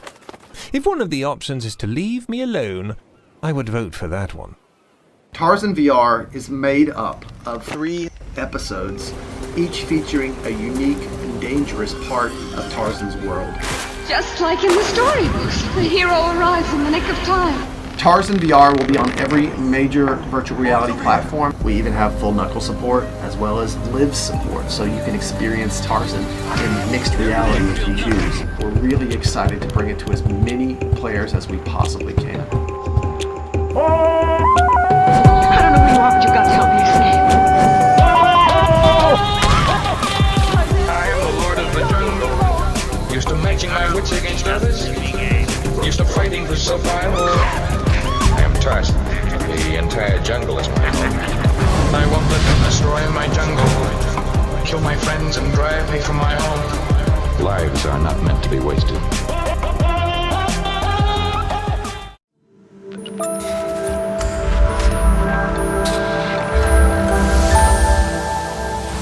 Okay, so we're really running out of time now. We've really not too long until we get into the VR awards. So really quickly, what is everyone's left to right most thing that they're looking forward to from the future of VR? I'm looking forward to more creative uses of the technology, be that in the way that the games are made or in the ways that people approach the technology. Probably most sort of self-servingly, I'm looking forward to more sort of artisan illustration-based work that's kind of made inside virtual reality, so spatial creation tools being more of a part of the actual process of making experiences in games. Amazing. I'm looking forward to collaborative working in virtual reality. I mean, in my offices right now, where I work at Digital Catapult, we will be going into a kind of hybrid working environment. So some of us will be in the office, others will be at home. And I think, you know, that's the case everywhere. And I was really excited to see the Quest 2 trailer yesterday, which was really focused on this kind of bringing it everywhere with you, having a keyboard and being able to kind of work in this collaborative virtual environment. So I just, yeah, that's what I'm looking forward to. Perfect. I'm looking forward to exactly what Oculus are doing with the Quest currently, which is making VR accessible, affordable. Yeah, it's just ticking all the right boxes, even to the point you don't have headphones. Some people moan about that and about audio quality, but at the end of the day, you haven't got to pass anything around. Just stick it on, baseball cap style, and you're in. That's what I want. I still think there is a hurdle, and what I'm looking forward to is the seamless streaming, so that once you've entered a piece of content, you can navigate seamlessly to the next content, to the next content, to the next content. Yeah. Cool. No, fantastic. Well, look, I'm sorry to cut everyone short here, but I hear that it's time to go live to the VR Awards in VRChat this year. So without further ado, let's get into it. Nice. Great, thank you.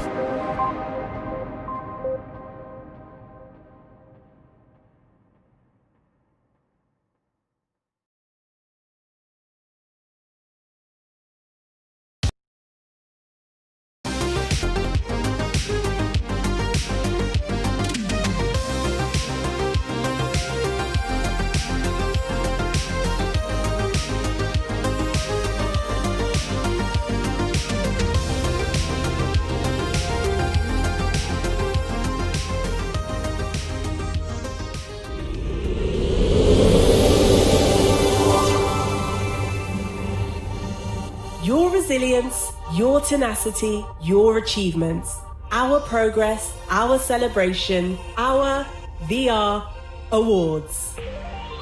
Welcome to the 4th International VR Awards. Please welcome co-founder and chief executive of the Academy of International Extended Reality, Daniel Colliani. Passion, innovation, and resilience. These are just some of the words that I'd use to describe the phenomenal, immersive industry that surrounds us today. Today, it is my pleasure to welcome you to the 4th International VR Awards, marking a milestone of a combined 1,200 experiences that our team have now collectively reviewed to date. Each year, we've had the opportunity to witness the industry grow up around us, maturing, developing, and slowly turning into what will just simply be everyday life. But of course, this does not go without acknowledging the challenges that COVID has presented and how it has affected many people throughout the world. This is why the Academy of International Extended Reality is supporting Doctors Without Borders to help save the lives of people urgently in need of medical care for COVID-19.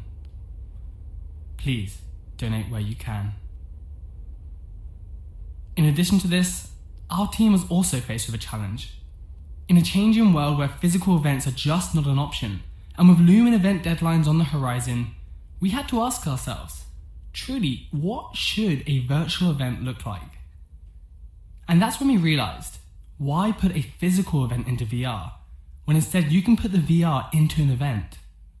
Our deep-rooted partnership with VRChat leads us to make this concept a reality, working to create a vision for a real event experience that can hopefully open up a path and inspire others into the future. Therefore, I'd like to thank the dedicated and determined individuals made up of the passionate VRChat community, in addition to our industry partners who have rallied behind the Academy and what the VR Awards stands for. I quite honestly can say to you now that I have never met a more passionate community of people that love what they do. So, while it may be rough around the edges, I want you to know that this show was made with a lot of heart and soul. If you get a moment, please do check out the credits of the 40-strong team that makes this a reality. So, without further ado, sit back, relax, and enjoy what we have in store for you.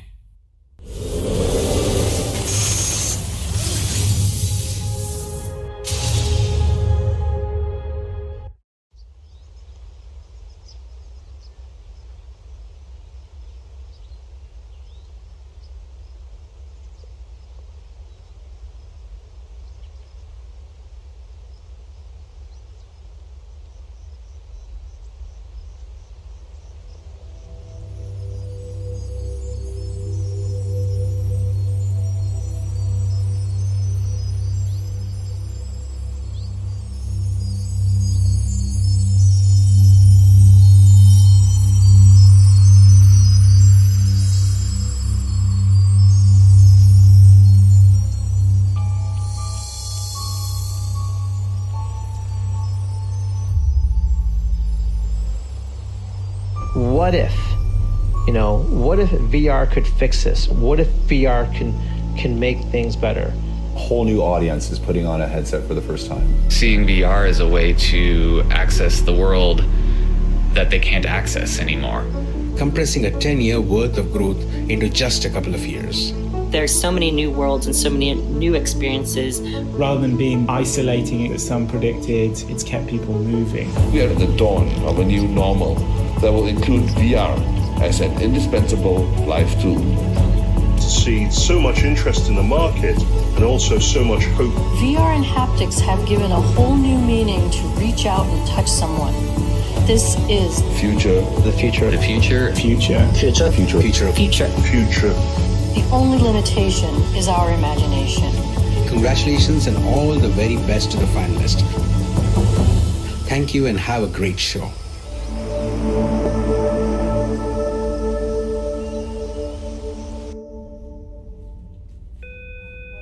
I know you might not be a doctor, but a patient could arrive any minute now. Why not lend a hand and check over the MRI scanner before they arrive?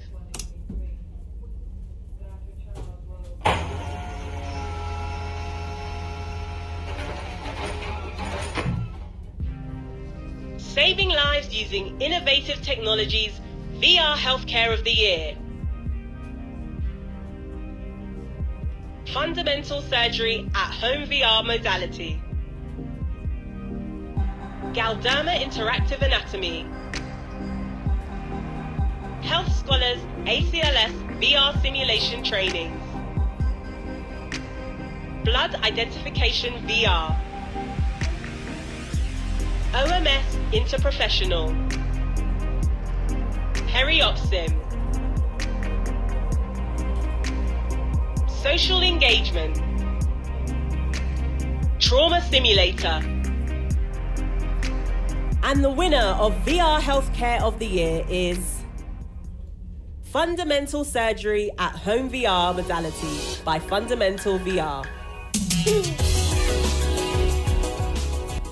Hello from Fundamental VR and from Fundamental Surgery and our virtual multi-user operating theatre, which you can see in action right behind me as I'm talking to you. What an honour. Thank you very much, VR Awards, for recognising Fundamental VR and our platform, Fundamental Surgery, for a second year as the VR Healthcare of the Year company.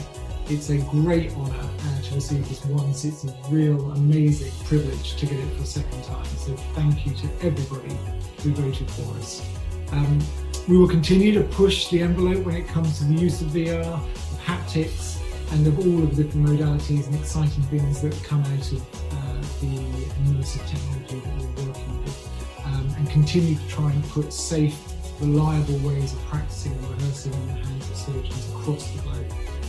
Again, thank you for the award. It's a great honour and one that we are very, very pleased to receive.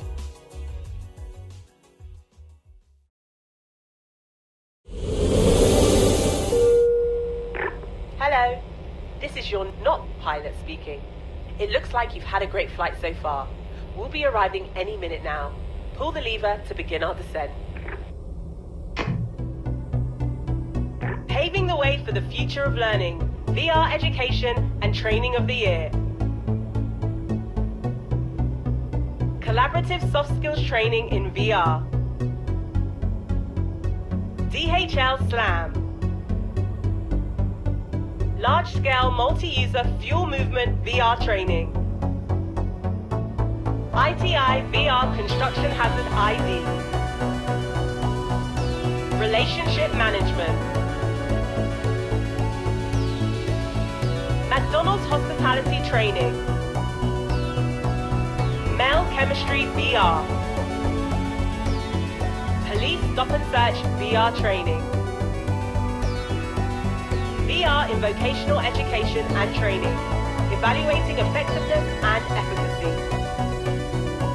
And the winner of VR Education and Training of the Year is Mel Chemistry VR by Mel Science. Hi, Mel Science here. Thank you so much for the VR Award. We're thrilled to have won. We're into science education, and the thing that makes science so hard is that most of it happens at a micro scale. It's invisible. VR and simulations bring that invisible world to a human scale, and then it can become intuitive.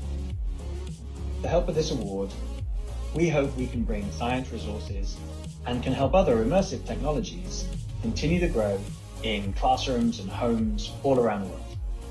Thank you to everyone who's helping on this journey.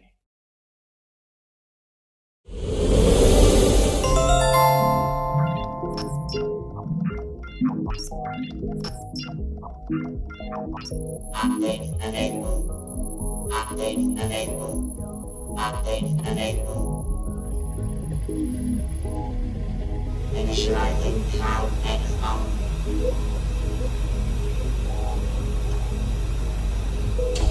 Update complete.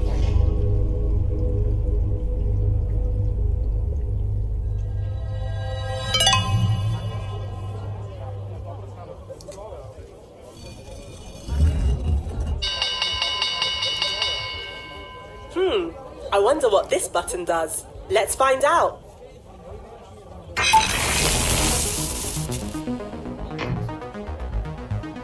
Cutting Edge Digital Disruption VR Enterprise Solution of the Year, supported by Grid Factory. British Airways First Class VR. BRP Rotax VR Job Assessment.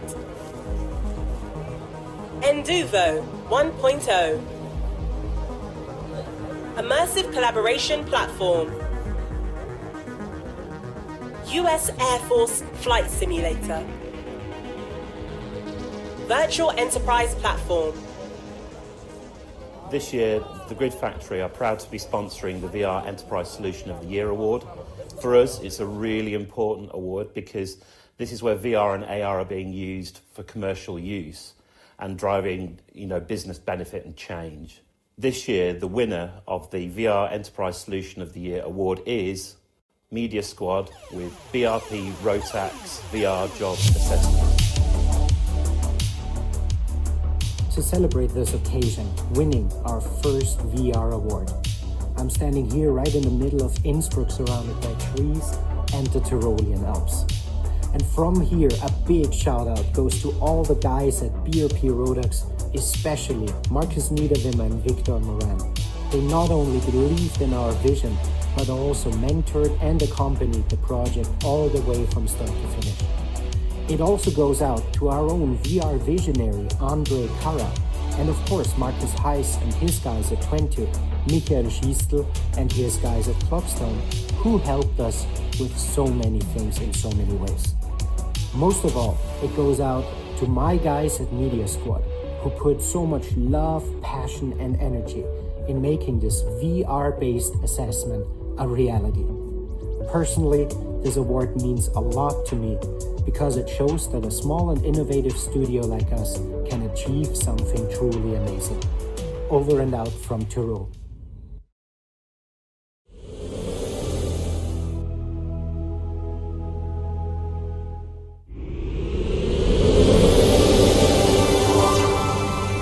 Tend to the barren tree stump to watch your impact grow.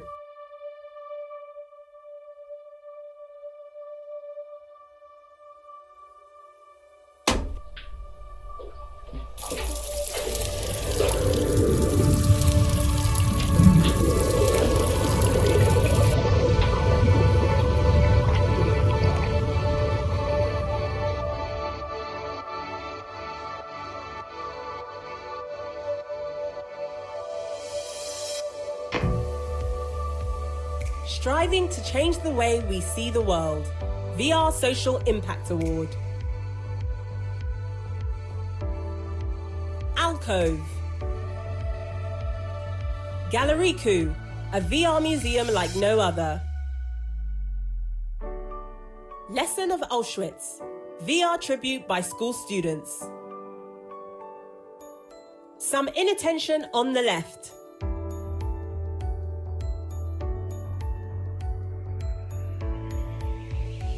And the winner of the VR Social Impact Award is Alcove by AARP Innovation Labs. Hi, we are Sazara from AIXR Innovation Labs.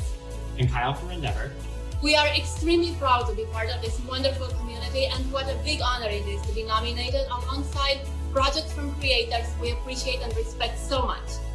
We're truly humbled and proud beyond words to the point.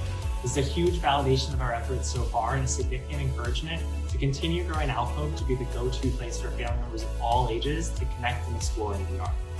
To the dozens of creators and startups we've worked with to make Alcove a robust platform, thank you. We couldn't have gotten to where we are without you all, and we're so excited to keep building our ecosystem. And a huge thank you to the amazing Endeavor team, who has been a great partner from the beginning. And similarly, thank you to AARP and AIXR Innovation Labs for making this all happen. Without each other, Alcove would have never been possible. We'd also like to quickly thank the Academy and the team behind the VR Awards and all the esteemed judges. Thank you all for believing in us.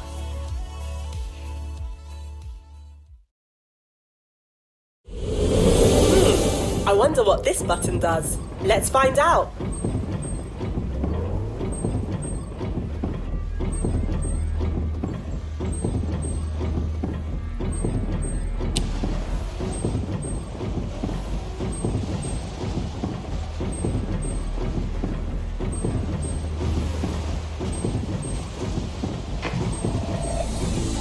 People have begun turning to virtual reality technology to access a world that they no longer can, causing skyrocketing growth for the industry.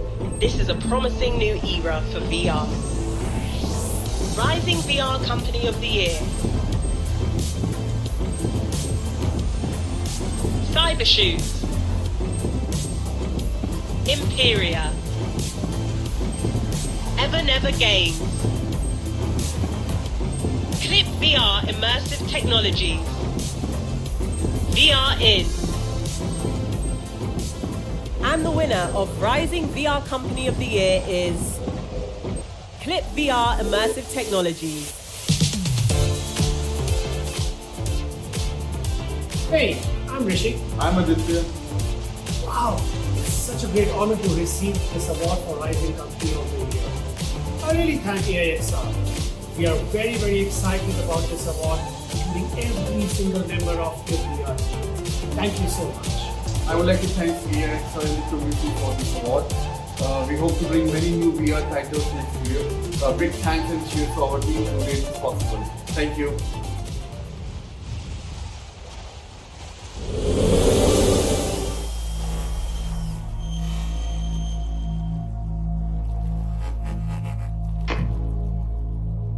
Representing the immersive industry's cutting-edge, innovative VR Company of the Year. Ballast Technologies. Cleanbox Technology. EVA Esports Virtual Arenas. Kagenova. Orca. Qualcomm. Skydance Interactive. Visbit. And the winner of Innovative VR Company of the Year is Qualcomm. Hello. Thank you very much for selecting Qualcomm Technologies as the winner of the Most Innovative VR Company Award. It is unique that a technology company like Qualcomm is winning in this category. But we have actually been investing in AR, VR, MR, research and development for over a decade. This is because we truly believe XR is the future.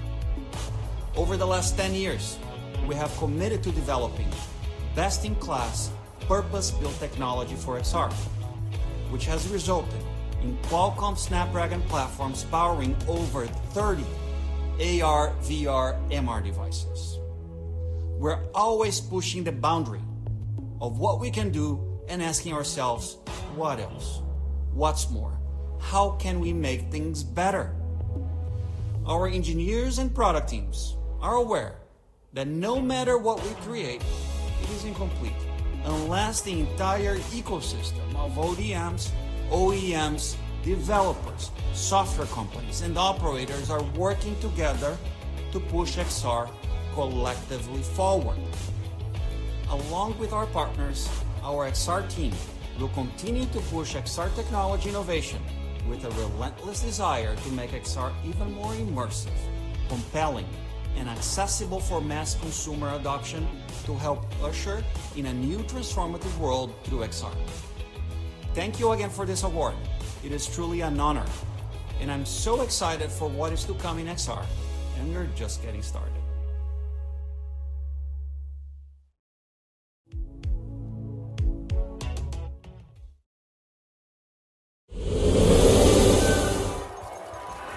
Wouldn't it be cool if you could just step inside all of your most favorite arcade games?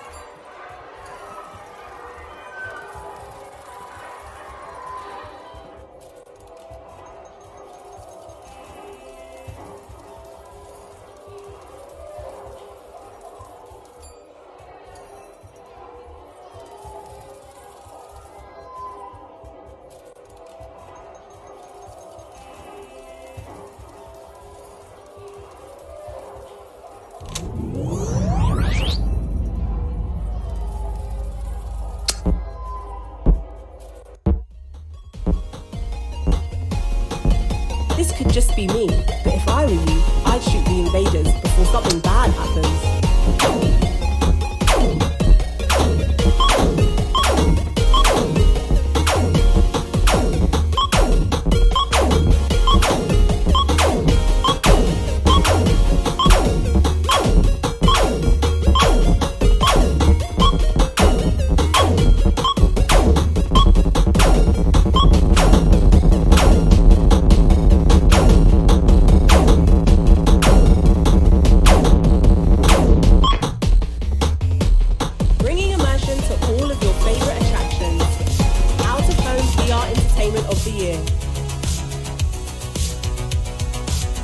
Avengers Damage Control, Paradise Lost, Diver Plus, Ghost Patrol VR, Hologate Blitz, Jumanji Reverse the Curse, Otherworld, Paradrop VR City Flyer, The Blue Deep Rescue, Universal Monsters presents Bride of Frankenstein Polarized, and the winner of Out of Home VR Entertainment of the Year is Avengers Damage Control by ILMX Lab and The Void.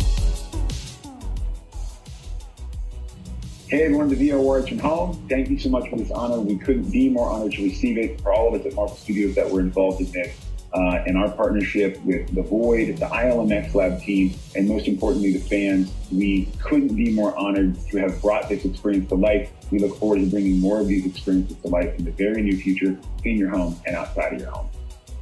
Thanks again to the whole ILMX Lab team at The Void to continue to push boundaries in experiential entertainment. We all hope to continue to bring amazing experiences to you in the future. So thanks again for this honor. Yeah, thank you for this recognition. It's a new form of entertainment, and every nominee is paving incredible new ground. It takes incredible coordination to develop these experiences, so thank you to the teams of artists that we've worked with at ILMX Lab, Marvel, and at The Void. That collaboration is what allows us to achieve so much more than we can alone. Thank you. We hope everyone had as much fun going through the experience as we did developing it. Thank you again.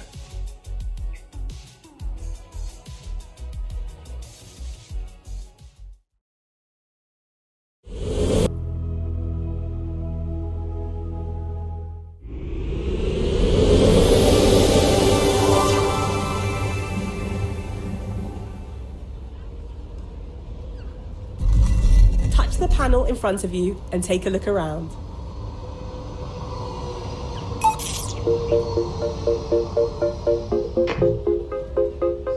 Stepping into everyone's favorite brands, VR Marketing of the Year. 360 Degrees VR Space Safari. Audi e-tron Room, the future paradox. Land Rover Defender VR experience. Londonist, student accommodation agency. This is USA FA. Virtual Market 4. VR accommodation experience. And the winner of VR Marketing of the Year is Virtual Market 4 by Hickey Co. Hi, this is Phil. Thank you for this great award. We are honored to receive this award. Even still, this is only the first step to our revolution. Virtual Market aims to establish a sustainable living sphere and economic sphere in virtual spaces. Virtual space is a new frontier, and it can be another reality like our real lives. I believe virtual space will create a variety of jobs, and more people can choose to live in virtual space. I'm glad because this award is some kind of proof for that future. This award is not just for virtual market. This is for all the creators, staff, many supported commercial corporations, and all the people who love virtual space and live here. I would like to thank you all.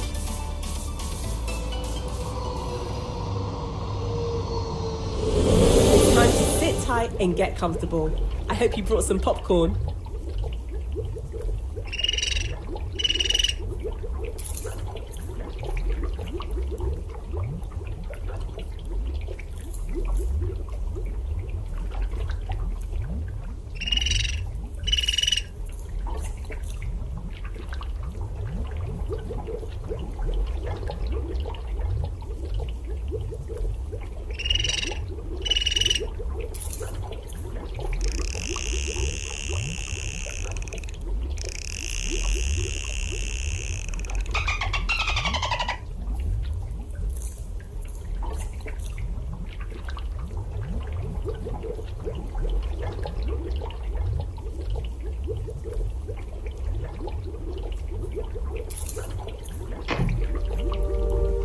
Showing 360 degrees of creativity, VR Film of the Year. Allegria, a spark of light. Gravity VR. Luthor. Myth, a frozen tale. The pantheon of queer mythology. And the winner of VR Film of the Year is Myth, a Frozen Tale by Walt Disney Animation Studios. On behalf of everyone at Walt Disney Animation Studios, thank you so much for this award, AIXR. It's an honor to be considered for this amongst all the other amazing nominees. I also want to thank our executive leadership team at the studio. Their forward thinking and ability to take risks on storytelling and innovate allows for projects like Myth, A Frozen Tale to happen. I want to thank all the crew that worked on this film. There's over 80 artists, technicians, and other folks that added their love and passion to this. I especially want to thank Jose Gomez, Ed Robbins, Mike Anderson, Jorge Ruiz, Brittany Lee, Ian Cooney, Dan Lund, our producer, Nick Russell, our composer, Joe Tragnuzzi, Evan Rachel Wood, and thank you so much again, AIXR. It's such an honor.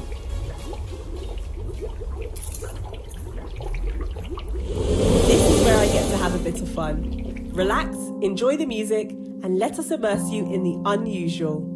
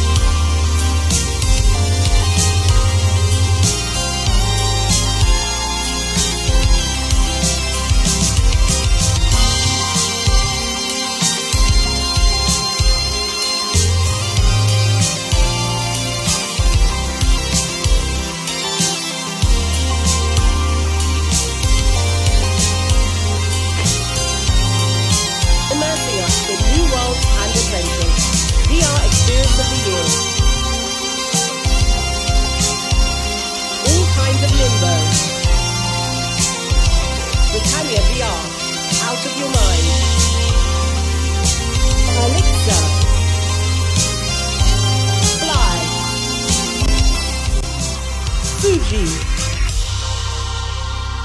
National Geographic Explore VR. The Dawn of Art. The Under presents Zen Universe. And the winner of VR Experience of the Year is The Under Presents by Tender Claws. Hi, I'm Samantha. I'm Danny. And we're the co-founder and co-directors of Studio Tender Claws. Thank you so much for the honor of this award. The Under Presents has been a big project for us for the last couple of years. Our whole team has put so much love into it. So thanks so much for your support. Thank you. It seems you're going live in just a few minutes. Your fans will be waiting. Press the play button when you're ready.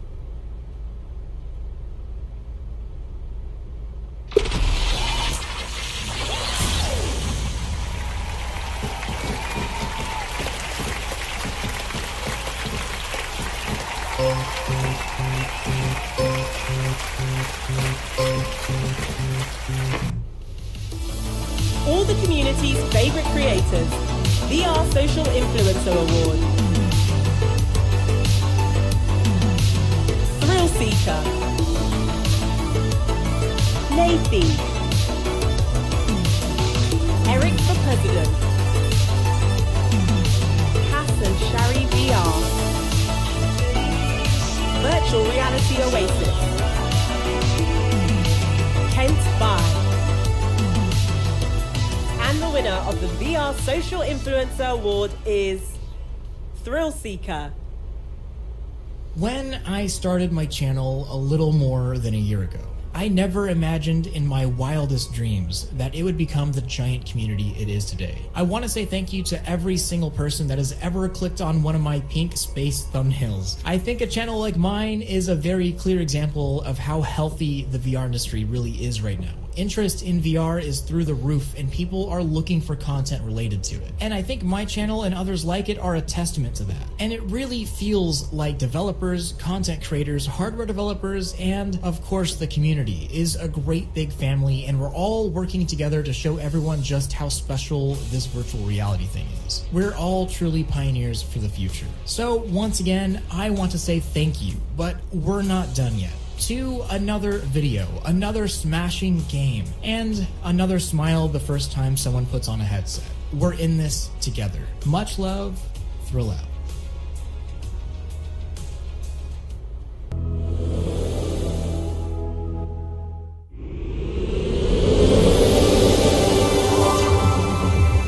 We might not have the champagne flowing this year, but at the end of the day, our only limit is our imagination. Observe the bright future of virtual reality.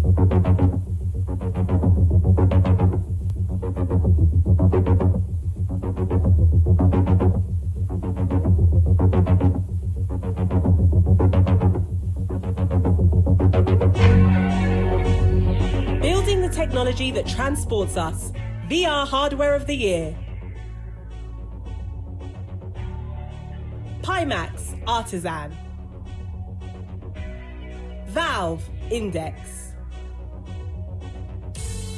Oculus Rift S.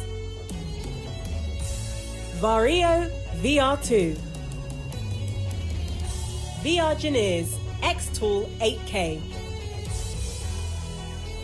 And the winner of VR Hardware of the Year is Index by Valve. Hello. On behalf of the Index team and everyone here at Valve, we'd like to thank you for this award. We'd also like to thank the Index fans and community. We wouldn't be here today without your support. Thank you.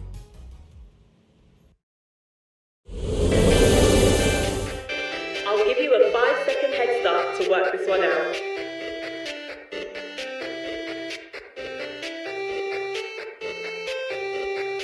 No? Okay, repeat the sequence and let's commemorate gaming history to continue VR's story.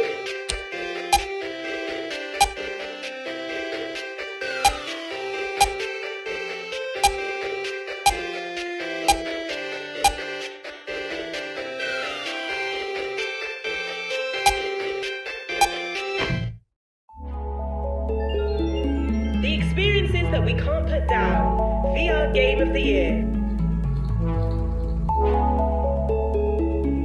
Asgard's Wrath. Boneworks. Down the Rabbit Hole.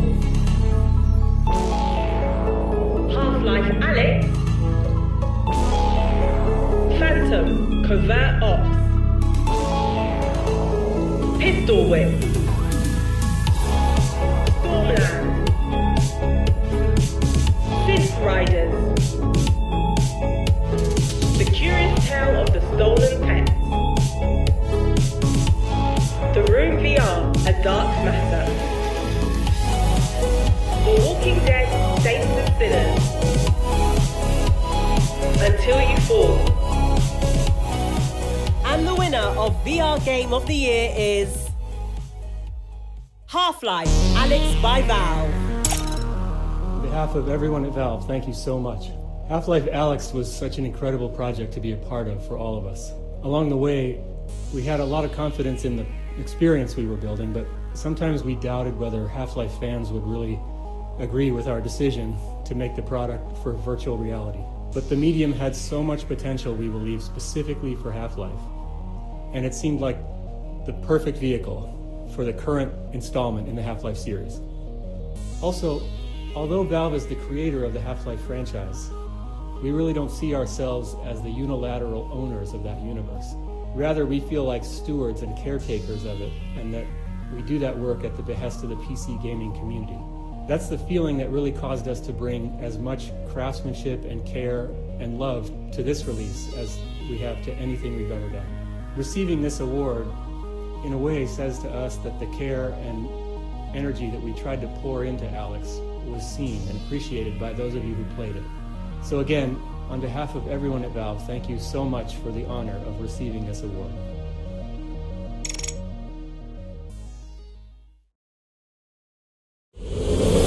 Hi, I'm Nick Rosa, the extended reality lead at Accenture Europe. And I hope that this message is going to find you all safe and healthy during these strange times that we're living.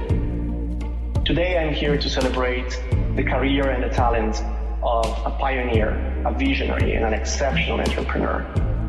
A pioneer who envisioned the rise of smartphones something like 12 years before they were technically feasible. An exceptional entrepreneur who founded companies that became design, hardware, and integration powerhouses, one of which played a key role in the rise of VR in 2016, creating something like of the most iconic headsets that are still used today and loved by millions of people. A visionary who invested millions in strategic initiatives to promote Heart's original content and social impact in the VR industry, in the fields of arts, museum, and global sustainability, who created a $100 million program to invest in XR startups that has more than 100 innovative companies in its portfolio and is still growing. A visionary who built and launched a marketplace to make it easy for everyone to discover new entertainment, education, and cultural content, which continues to grow as our immersive industry grows. Today, it's a pleasure and an honor for me to assign the Accenture VR Lifetime Achievement Award 2020 to Mrs. Chair Wong. Thank you. I want to express my heartfelt appreciation at receiving the Accenture VR Lifetime Achievement Award. It's a great honor. I also want to thank Gabe Newell from our strategic partner Valve, as it was his vision of what VR could bring to high-end gaming that encouraged us to create the best VR system in the world and drives our innovation to rise the quality bar for the industry. When I first contemplated creating a smartphone 35 years ago, my primary goal was to enable people to keep in touch with their loved ones as well as their colleagues. In the same way, when I first looked at VR 7 years ago, I could see that it would become the most immersive form of communication and collaboration and could really bring people closer together and open our eyes to to boundless possibilities.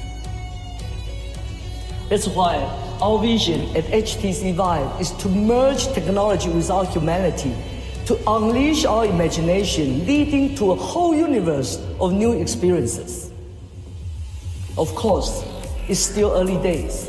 We are in the age of exploration for VR. We are discovering new uses for VR every day and nearing our vision as the technology improves. I see a world where VR and AR are ubiquitous, as natural to us as using our phone is today, where the hardware fades into the background and experiences come to the forefront.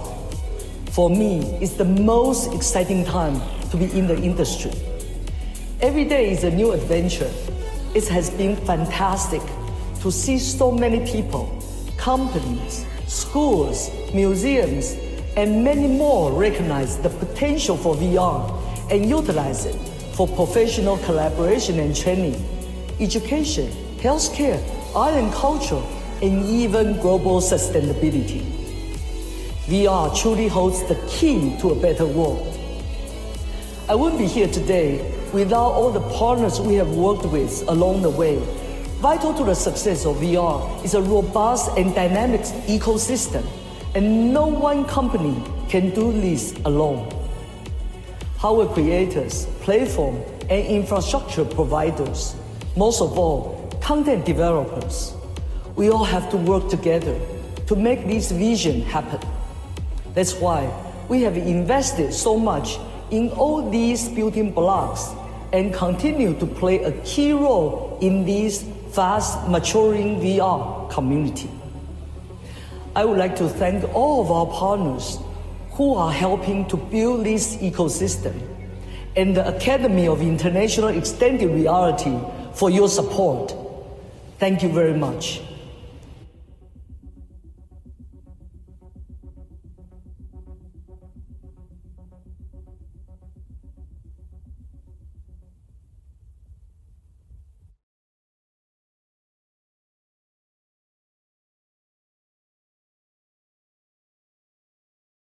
Thank you for joining us for the 4th International VR Awards. This year will be remembered for many reasons, but I hope, at least for today, that it will be remembered for all the achievements, hard work and innovation that individuals all over the world have been working on diligently. Today marks a day where we move forward into the unknown, but also where we embrace immersive technology to its maximum, to open up new social opportunities and connect people together in a time where we need to be connected more than ever before. Once again, thank you for joining us, and thank you to the dedicated development team and partners for their unwavering support to make the impossible possible. Now, while it may not be the same sort of after party you may be used to, continue in the celebration as we invite you to party with us in style.